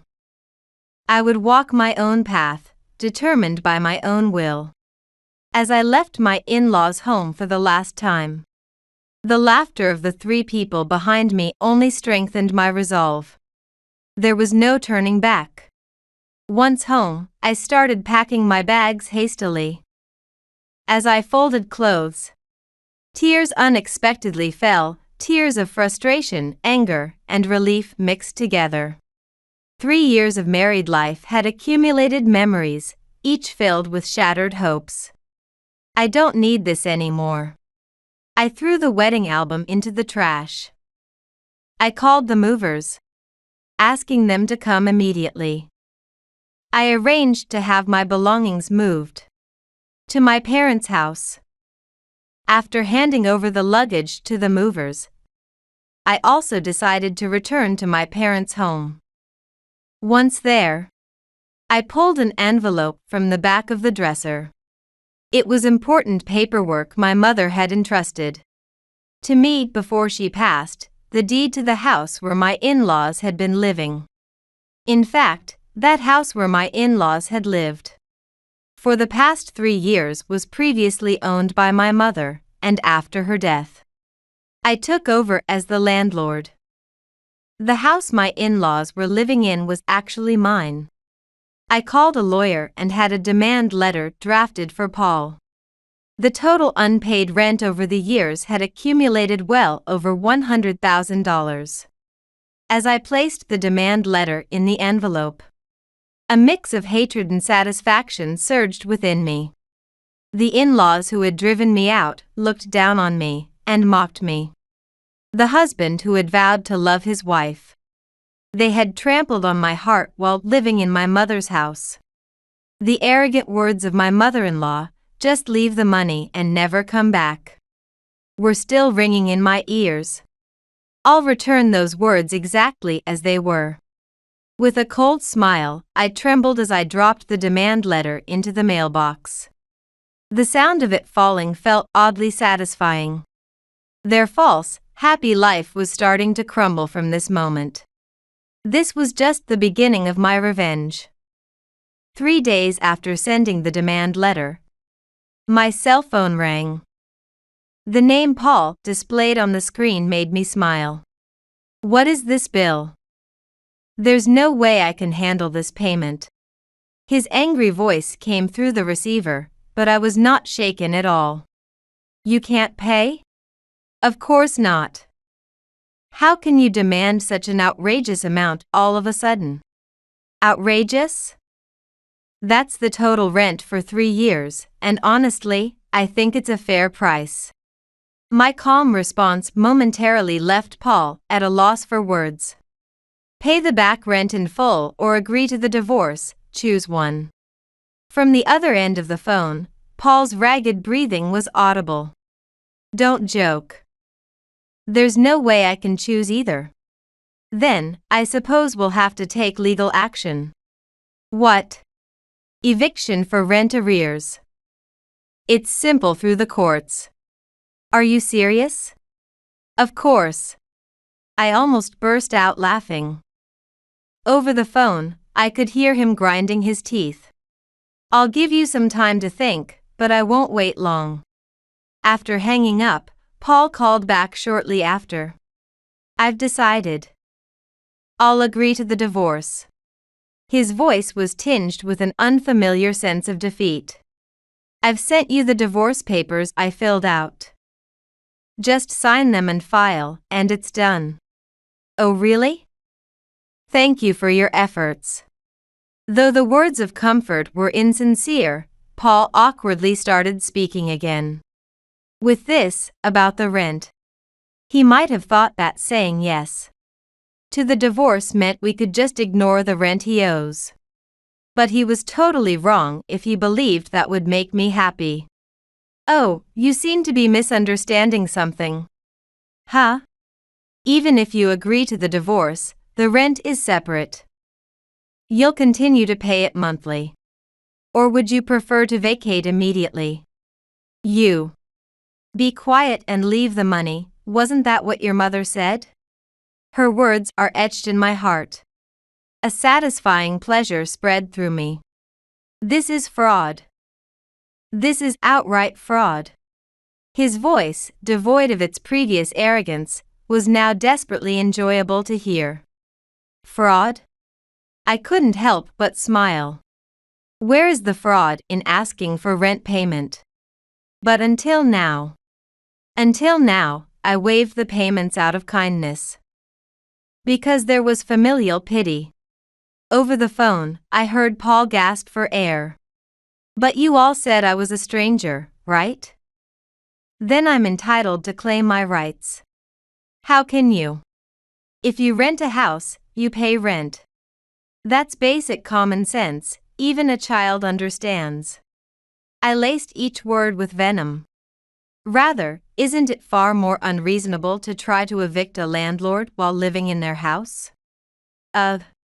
You all have been taking advantage of my goodwill. And committing acts close to fraud, haven't you? Emotions I had suppressed were now freely flowing. Driven out at the doorstep, looked down upon, laughed at. Could you have done that if you knew the house you lived in was mine? Paul fell silent. Wanting to collect rent is completely reasonable. There's nothing illegal about it. I coldly laid out the facts. Shall we go to court then, and let the judge decide? This man couldn't even acknowledge his wrongdoing. He was just that sort of person. Thanks for the divorce papers. I'll submit them as soon as they arrive. With those words, I hung up. But this wasn't the end. After filing the divorce papers the next day, I decided on my next steps. First, I called the caregiving service to cancel it. Since I was paying for it, and there was no longer a need to spend money on my mother-in-law. Next was the bank procedure. I stopped all automatic transfers from the account I had used for sending money to Paul's family. I had been sending $2,000 from my salary every month as a remittance. It was not a small amount, but I believed it was necessary because Paul said so. Moreover, his parents didn't know it was my money. Paul had boasted to them, "I'm sending the money I earned." Your money? Don't make me laugh. The truth was the opposite. Most of Paul's salary went to his mistress. Luxury brands, overseas trips, and lately, even an upscale apartment in the city. Seeing the monthly payments, I was astonished. About 90% of Paul's income was vanishing into his affairs. The detective agency's report listed all the evidence: meals at high-end restaurants, dates at famous hotels in the city, and the recently purchased luxury apartment. In the photos, Paul was happily embracing his mistress. The bank transaction details showed his lavish spending. I decided to send these evidence documents to his parents by registered mail. The enclosed letter stated, "All the remittances until now have been paid from my income. As Paul and I are divorced, I will completely stop these payments." As I posted the envelope, imagining his parents' reactions made me smirk. Their proud son was actually a fraudster living off his wife's income. The image of their arrogant faces learning this truth was vivid in my mind. A few days after sending the documents, I visited my uncle's company. In fact, my uncle was the president of the company where Paul worked. He had also been the go-between at our wedding.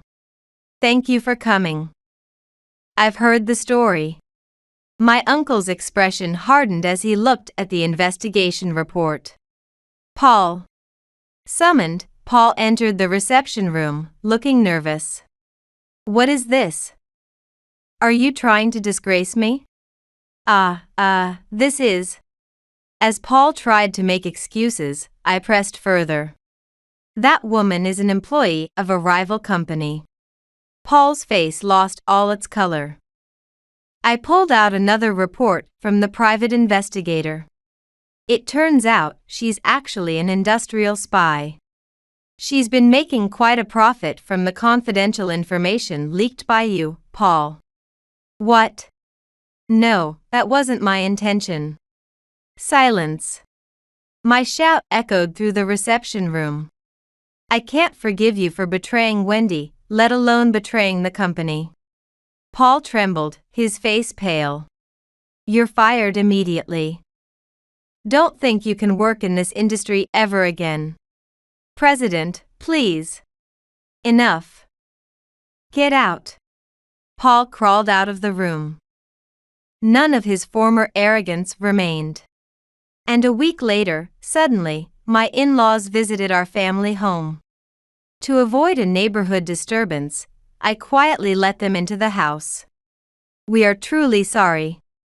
As soon as my in-laws entered, they began to apologize deeply at the entrance. Looking down at my kneeling in-laws, I noticed my mother-in-law no longer needed her crutches. The injury she had exaggerated so much seemed to have healed completely. "We were wrong, we're so sorry." I couldn't help but smile coldly when my father-in-law admitted he was wrong. "Do you really believe that?" I slowly took out a photo from the drawer. "Oh, what's this?" The photo showed my father-in-law walking arm in arm with an unfamiliar woman. "You seem very lively, father." His face turned even paler. "While needing your wife's care, you went on a trip with your mistress, huh?" I pulled out my phone and played a recording. "That man, he even uses his wife's pension to buy me gifts. Such a fool." The raw testimony made my father-in-law freeze. The caregiving was a lie. The plan was to tie up the daughter-in-law and go to the spa with me. As the recorded voice played, my mother-in-law silently glared at my father-in-law. "Kathy, it's not what it looks like. Be quiet." In a panic, my father-in-law tried to explain. But my mother-in-law sharply silenced him with an icy voice. "You touched my pension?" No." "Well. Spa? You had me pretend to be bedridden." My father-in-law shrank back. "Every month, you're taking some of your mother-in-law's pension to give to your lover, aren't you?" With those words, my mother-in-law's anger exploded. "This filthy man." Suddenly, my mother-in-law's slap resounded across the room. "I want a divorce." Right now. Stop, just stop. Be quiet. You fraudster. Liar. Amid the shouting, the situation escalated into a full-blown crisis. I just quietly watched the scene unfold. I'm leaving. I never want to see your face again. Hey, wait. As the two argued, they left the house. Afterward, my in-laws' lives rapidly deteriorated. As promised, when they failed to pay the rent, I relentlessly demanded they vacate. My in-laws were eventually evicted from their longtime home. It was an inevitable outcome. As expected, the two divorced and started walking separate paths. Although my father-in-law turned to his mistress, she was married. To her, my father-in-law was just a diversion from her mundane life. After the divorce, when he tried to initiate a formal relationship, she easily discarded him. Having lost everything, my father-in-law was left bewildered. Meanwhile, Paul bounced between jobs, eventually starting live-in work at a small diner. There, by chance, both of my separated in-laws approached him for money at the same time. You're our son, you should take care of your parents. Accidentally meeting there, my in-laws began arguing again. You heartless person. With her shout, my mother-in-law effortlessly threw my father-in-law aside. Her once frail appearance was like a lie. Stop it. Just leave me alone. Paul's desperate attempts to stop them were futile.